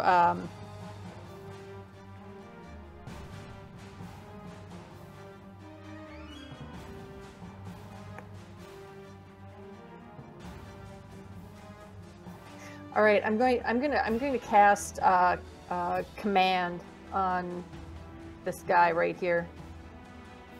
Head Revenant. Okay. Actually, I'm gonna move first, this away. Okay. And then I'm going to cast. He's going to take an attack of opportunity on you as you move away with his great sword.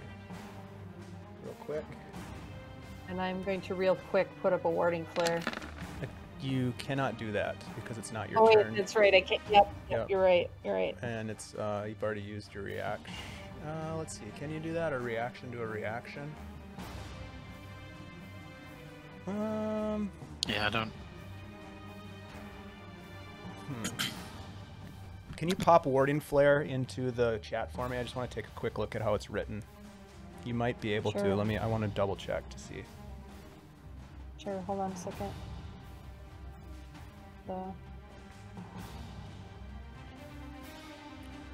It doesn't show there.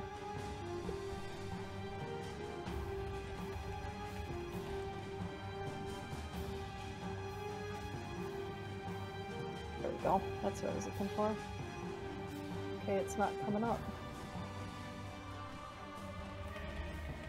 Don't know why it's not coming up for you.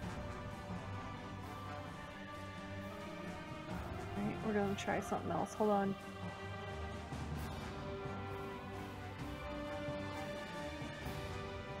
I'm gonna say that you can use it. So as he swings at you, he misses as you move away. You pop a Warding Flare as you see him swinging and he misses you. Right.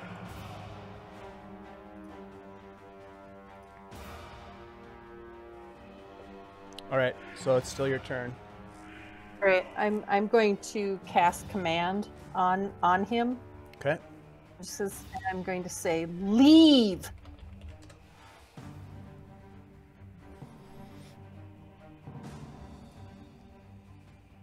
All right.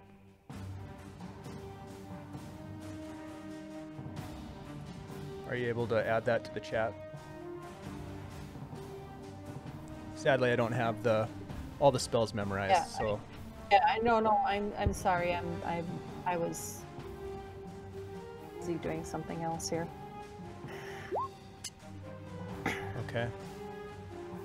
All right. So you command Vladimir to leave, and he just looks at you and goes, "I don't think so." Yeah, I was afraid of that. As an undead, it doesn't affect him. Yeah. All right. Anything else, Mara? No, I think that's all I've got. All right. Muriel is out of arrows already. She only had 2 because Stan kept having a hard time keeping his arrows. All right. She is going to draw her short sword, dropping the longbow, and she is going to move away from this Vladimir guy.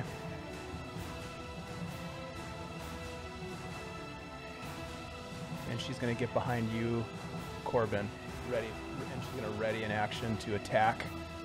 If any of the Revenants get within 5 feet of her, she's going to attack. That's going to be her action. Which brings us to the Revenants.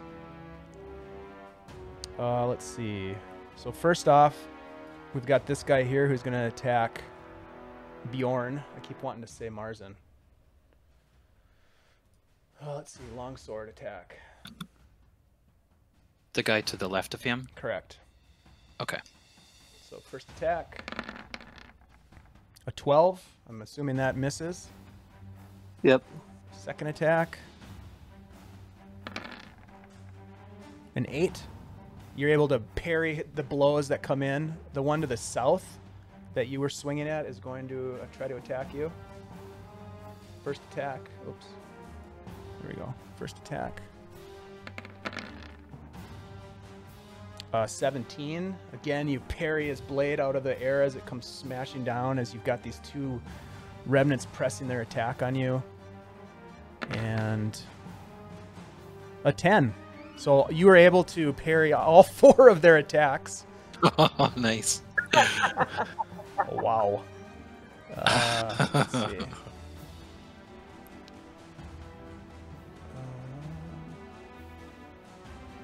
to think here for a minute if they... Guys, what's their intelligence? Pretty good.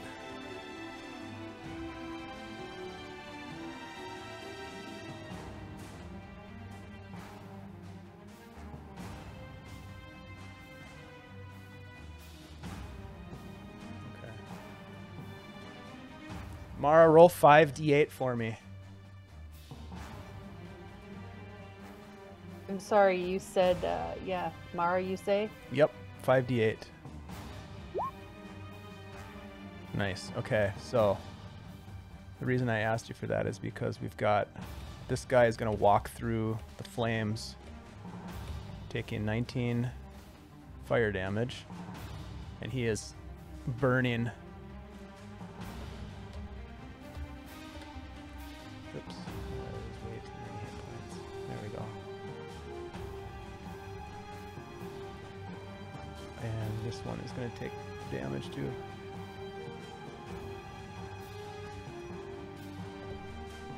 You need me to roll a second time for him? No, we'll just use the same.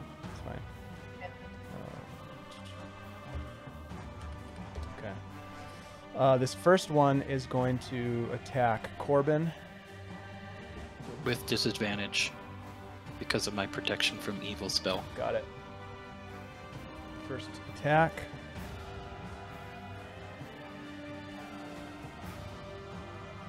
Come on.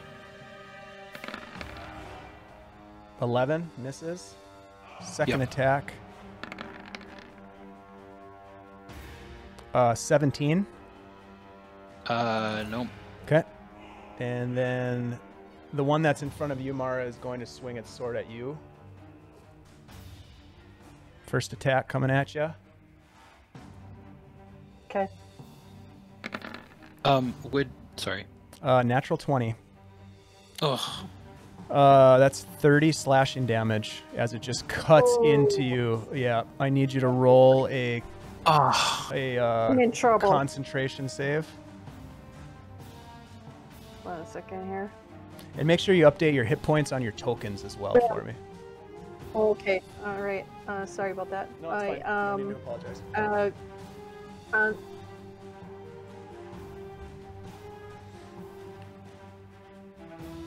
I'm sorry. You need me to.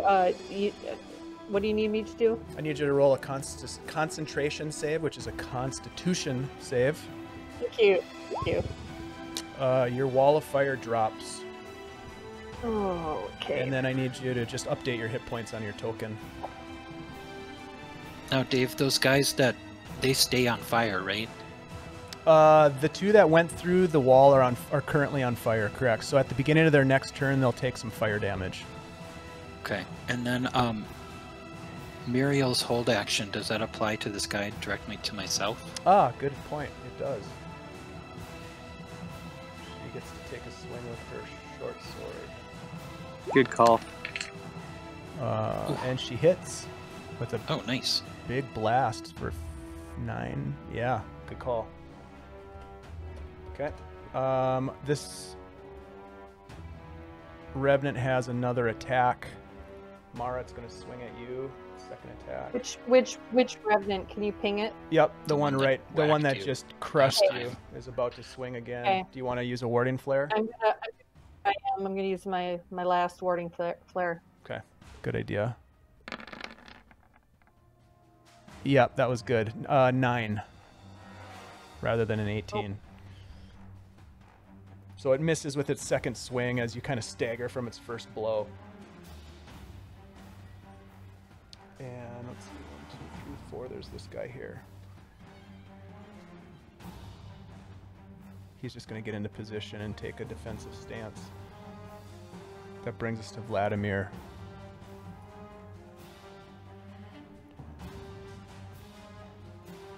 God damn, this is like a pile up here. Come on, big boy. Barbarian. Oh, all right. So Vladimir is coming in. Oh, man.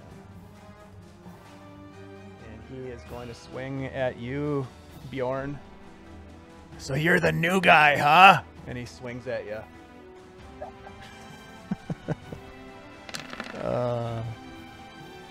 13. So you're able to bash his sword out of the way.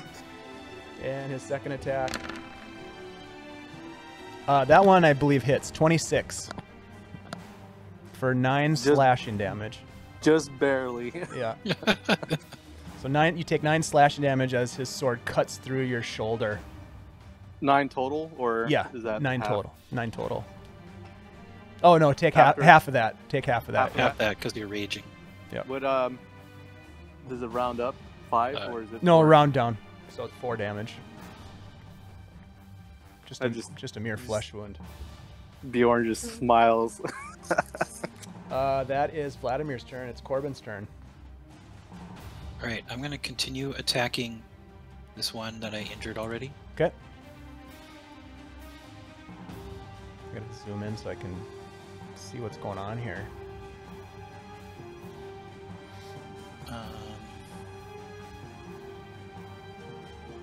Yeah, okay.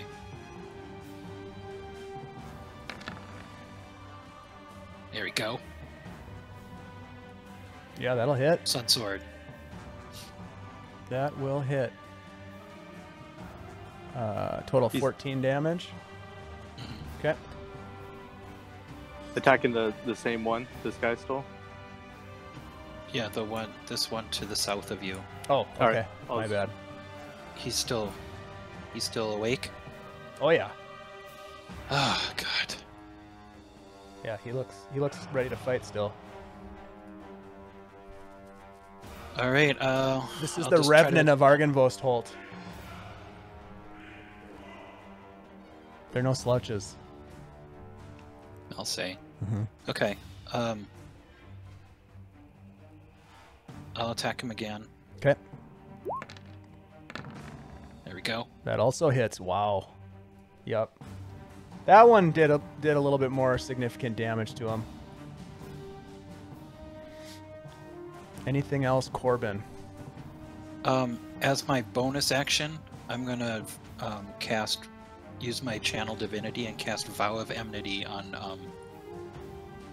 what's his face? Vladimir The Horngaard. leader. On Vladimir, yeah. Okay.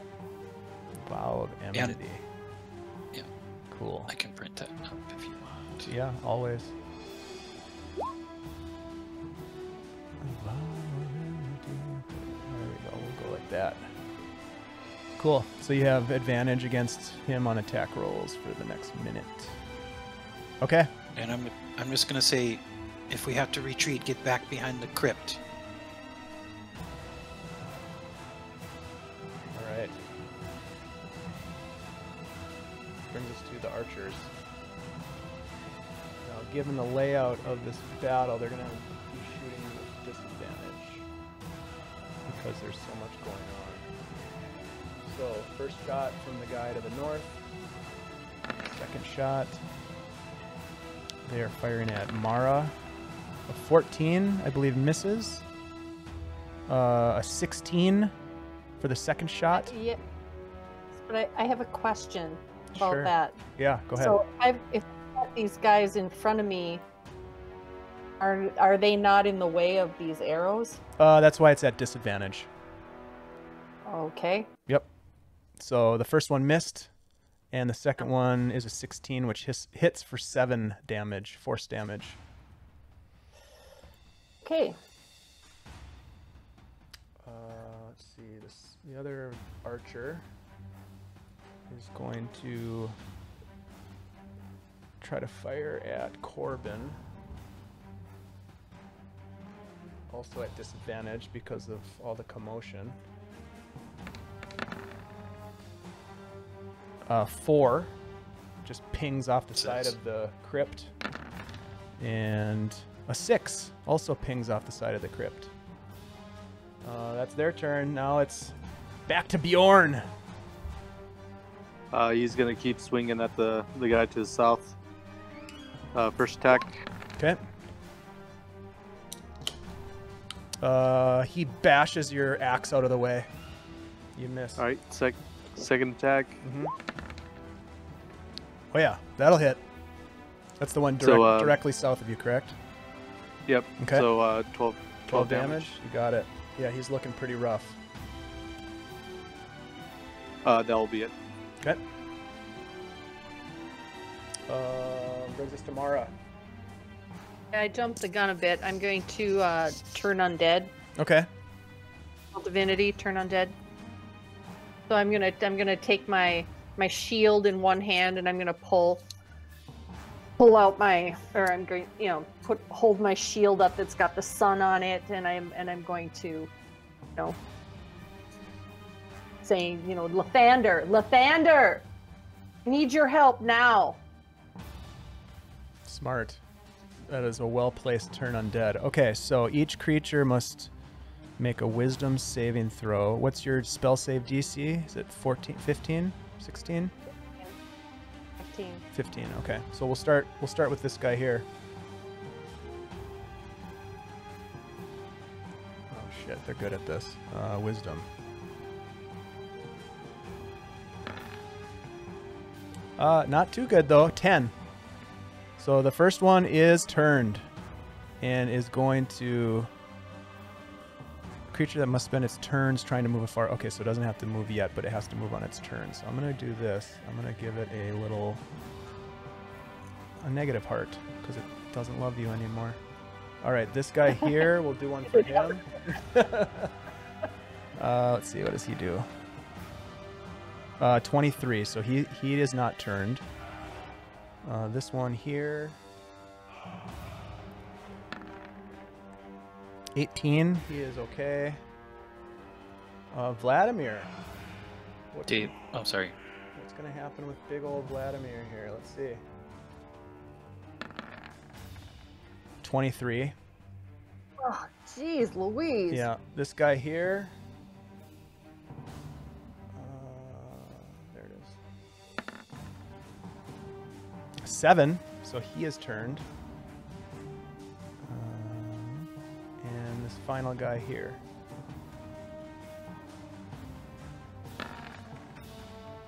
14, he is also turned. Nice. That's pretty good. Yeah. Pretty good. Pretty good. What was that? Dave, Hold on a sec. there- What was that, Yeah. Mara? So got half of them. Yep, exactly. That ain't bad. That ain't so bad. their challenge rating is half or is not half or below, whatever that is. No, not even close. I didn't think so. I Yeah. didn't know what half meant. Yeah, no, not even close. It's less than 1. Correct. Okay. Yeah. All right. Never mind. Yep. No, if they were like mook skeletons, they would have like just Okay. blown apart Okay. into bits. But no, they are not. Yeah, I can Again, tell. these guys are this is the host. This is the Revenant of Argynvost. These guys are no slouches. They were created I to can see fight. that. Yeah, created to fight. All right, so Mara, Fight their anything else? own. Anything else for your turn? I don't think I have a bonus action there, so I think that's really all I can do. Okay. Muriel is going to move into this space here, and she is going to. Let's see. She reaches out to you, Mara, and puts a hand on your, like on the side of your face, and she's going to cast Cure Wounds. Oh, thank you. At 2nd level.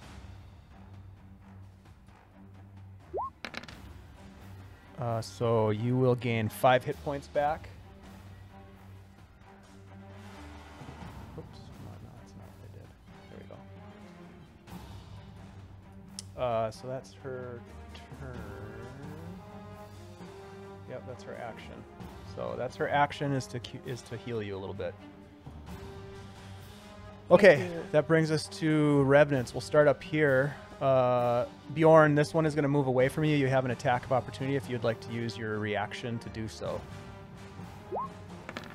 I'll take that as a yes. Yep, I'll use it. Yep, that hits. All right, so 9 damage. Okay. And it is going to move. It has to move its full movement, I think. Creature must spend its turns trying to move far away, so it's going to... And then it's going to dash to try to run. Cowering. Same thing with this guy.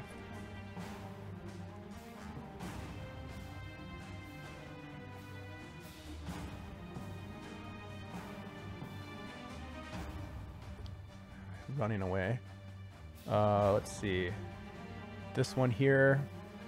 Mara and Muriel have an opportunity attack if they would like to take it. Muriel would like to take that. Can you ping the one that you're talking about, please? The guy right in front of you. Okay. She's gonna slash at it with a longsword.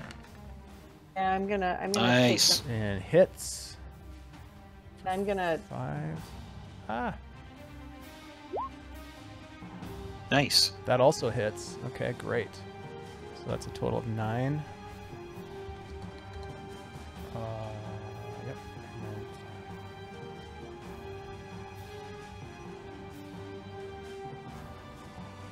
And a dash action to get the hell out of there. That does still leave these two here. The first one will attack Mr. Brindel with 2 long With sword disadvantage. attacks. Yep. First attack, a 6, and the second attack, a natural 1. The other one will continue to attack Bjorn with the first swing of the longsword coming your way. A 7, so you bash its sword out of the way. And a 9. So you guys are able to defend against these two attackers as they're swinging at you relentlessly. That brings us to Vladimir. Come on, big boy. Vladimir Boo. moves in over here. Oh, God. What's up? What's up? Hey, buddy. Let's see. Someone remind me what the hand is again on him. Vow vow. of enmity. Oh, I vow of enmity yeah, on him. Vow of enmity. Thank you. All right, so Bjorn, he's going to swing at you with his greatsword. First time. 28. Oof. 12 slashing damage, so half that to 6. Got it. Second attack. Another 28 for 17 slashing, half that to 8 slashing. All right. Let me do some math. I'll put it up. Okay. And then that comes back to Corben. Corben, Alright, I'm you're gonna like continue. you're like ducking and smashing away these blades that keep swinging at you, and yeah, it's your turn. What do you want to do? I'm just going to keep hacking at that one I damaged already, just to the south of Bjorn. Okay. Let her rip. Okay.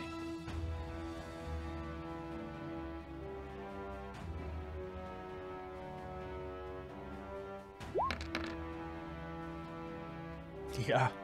17. He's looking Yep. pretty rough. He reels back from your blow. You cannot do it. Do not free Strahd. Extra attack. Ooh, Yep. 15 Yep. That Ah, hits phew. as well. for another 17. You cut him down and he falls. What? Jesus. Okay, that's where's everybody? Yeah, no, that's it for now. I'm gonna hold right here. Okay. That brings us to the longbow shooters. The one to the south is going to fire at Mara again, no longer at disadvantage. Yeah. First shot. 11 misses. Second shot. 16 hits for 5 force damage as you take another arrow to the chest. Just pierces your armor. The other archer is going to continue to fire at Corben with disadvantage. Let's see. There it is. 15 misses, I think. And Yeah, 15 misses. oh, you're so lucky, dude.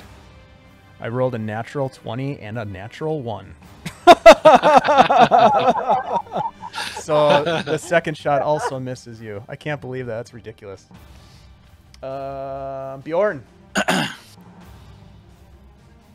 I'll start swinging at Vladimir. Mm-hmm. As you should. First attack. Ooh. Second attack. First attack misses.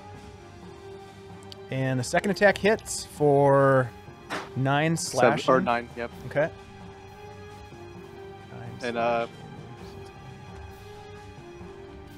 I'll just bonus action be like, oh, that's all you got? Just trying to egg Vladimir on. So Yeah. he's focused on me rather than everybody else.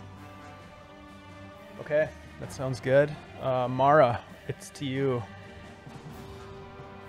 Okay. You're hurting. I'm hurt. Yeah, I know I'm hurting. So I'm going to do healing word on myself. Okay, good idea. So that would be 15 plus a 1d4. Jeez.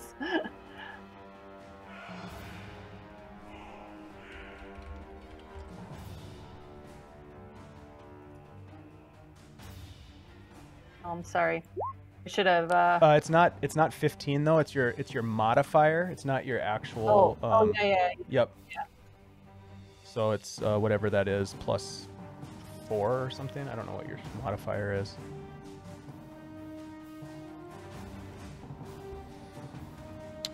Okay, cool. I don't know what number to use here. The 8. Right. Yep. Oh, okay. Yeah, it So, already bakes it all in. So healing Hey. word is 4. You rolled Yeah, a 4 and then it adds 4. So you have 8 hit points. Cool. And then And that's a as bonus my- action, so you still have an action. Exactly. And I'm going to this guy right here. Okay. I am going to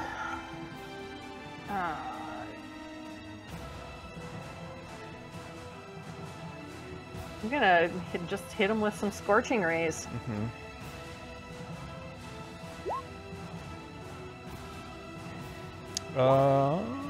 Let's see. The first 2 miss, the last one hits him. First 2 miss, and the last one hits him. 25. Oh, sorry, 50. I saw the 8. My bad. The first and third hit him, so he takes 18 Okay, fire alright. damage. Nice. Gotta love fire damage. Okay. Yeah, you blast him with Scorching Ray. You don't know what you're doing. Anything else, Mara? I think that is probably plenty for me right now. Okay. That brings us to Muriel. She is going to continue to attack the Revenant in front of her. Not knowing really what the story is, but she's ready to attack, so she actually gets 2 attacks. The first one, 17. That hits. Ooh, that was almost a And 20. a 10 misses, so she does 9 piercing damage to this guy. Let's just see here.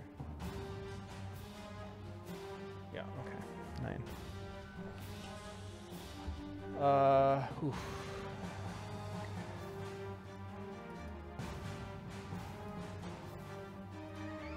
Okay, so that brings us to... Wow, there's only 1 Revenant here. He is going to attack Corben. Disadvantage.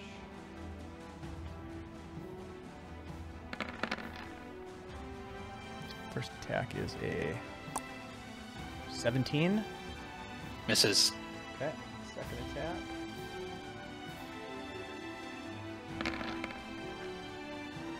A 13. So you're able to defend Misses. against his attacks as well.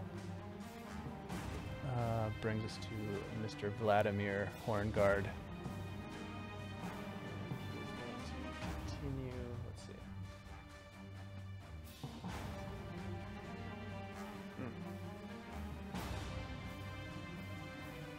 It's always a good idea to read your bad guy's stat blocks before the Oh, God. combat, because you I forget. don't like the sound of You that. forget about No, you forget about you cool don't need to stuff do they it. can do. No, no, you don't have to do that.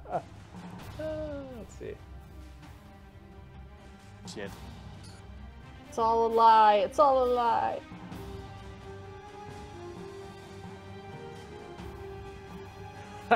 Okay. He is going to.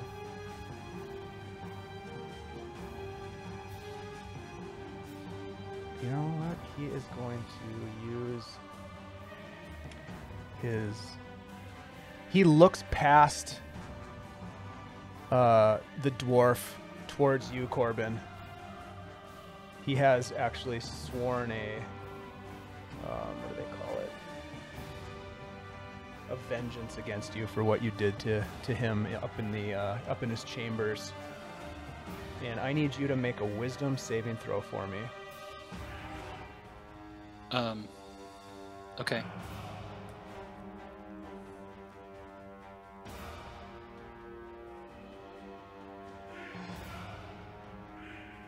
Wisdom saving throw.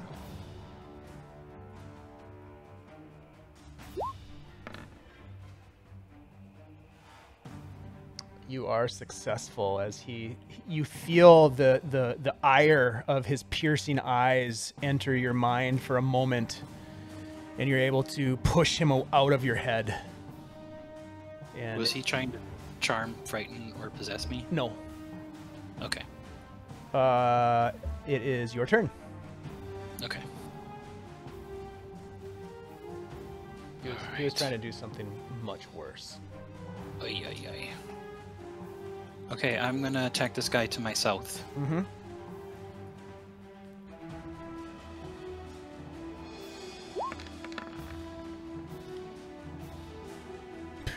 Yeah. It's like a hot knife through butter. Okay. And extra attack. Okay. Yep. 60? Yeah, another 15 points of radiant damage, which appears to be very effective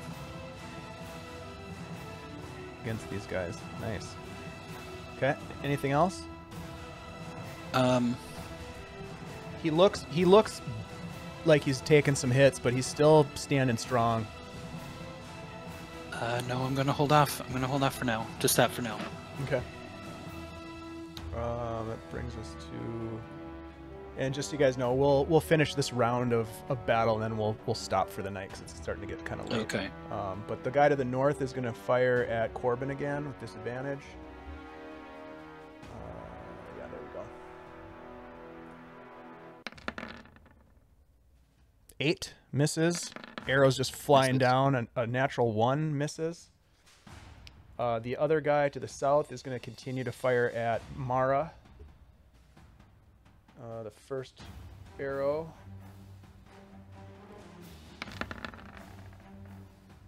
An 11 misses. And the second arrow. A 20, not natural.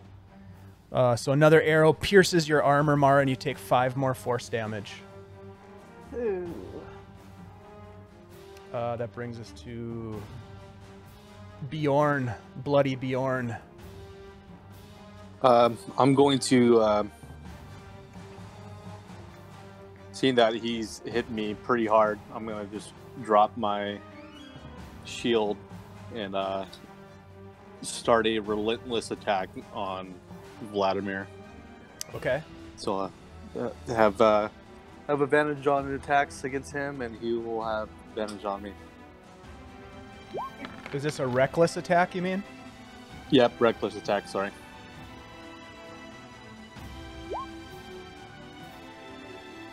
23 hits for 10 damage.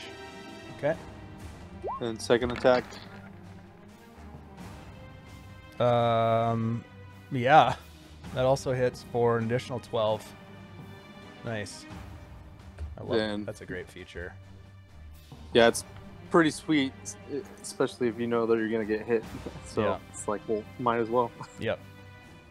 All right, that'll be it. All right, Mara, you are like a pincushion right now with arrows sticking out of your armor and your body. Yeah, I do. I've got them sticking out all over. Mm-mm. I'm going Scorching Ray again. I want to take this dude down right here. The one that's right in front of you? One that's right in front of me. You got it.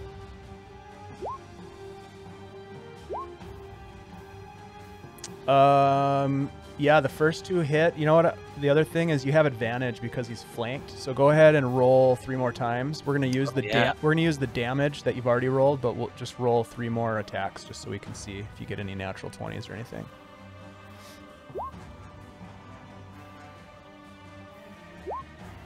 Okay. So in both cases, the first 2 hit and the last one misses. So 7 and 10, so 17 fire damage. Yeah, he's looking very rough. As you blast him with this fire damage. Anything else that you want to do? Nope. Okay. Muriel follows up with 2 swings of her short sword at the same creature. She does not have a flank though, so short sword. Number 1. 12 misses. 19 hits for 8 damage. She's pretty good with that sword.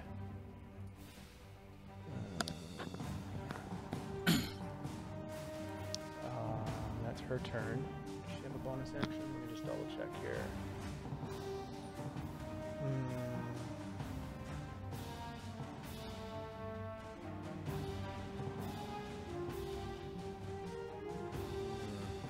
No. Okay. And then we're going to end the round with the Revenant. There's 1 Revenant left. It's going to continue to try. It's trying so hard to hit you, Corben. But you're not really. I'm trying really hard not to let that happen. Yeah, you're really not playing along. All right, so first swing.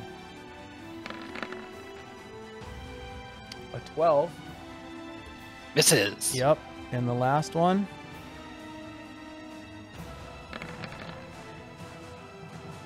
There we go. Disadvantage. 20. Oh, disadvantage? Yep. Yep. 15 misses. That guy has been swinging his little heart out at you. Protection against evil. A for effort.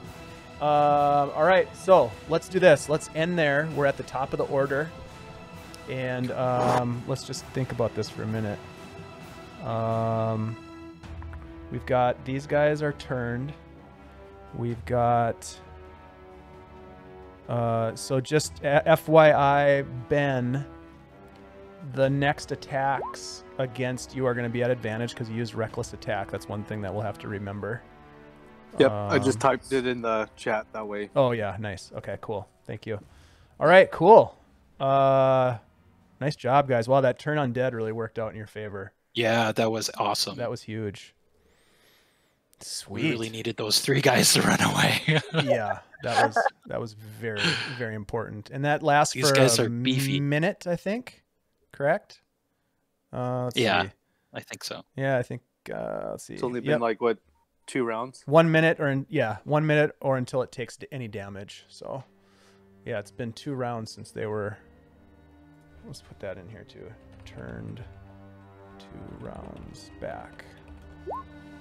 All right, cool guys. Well, shit, nice job. So far, so good. Anyways. Hell yeah. Ooh, boy.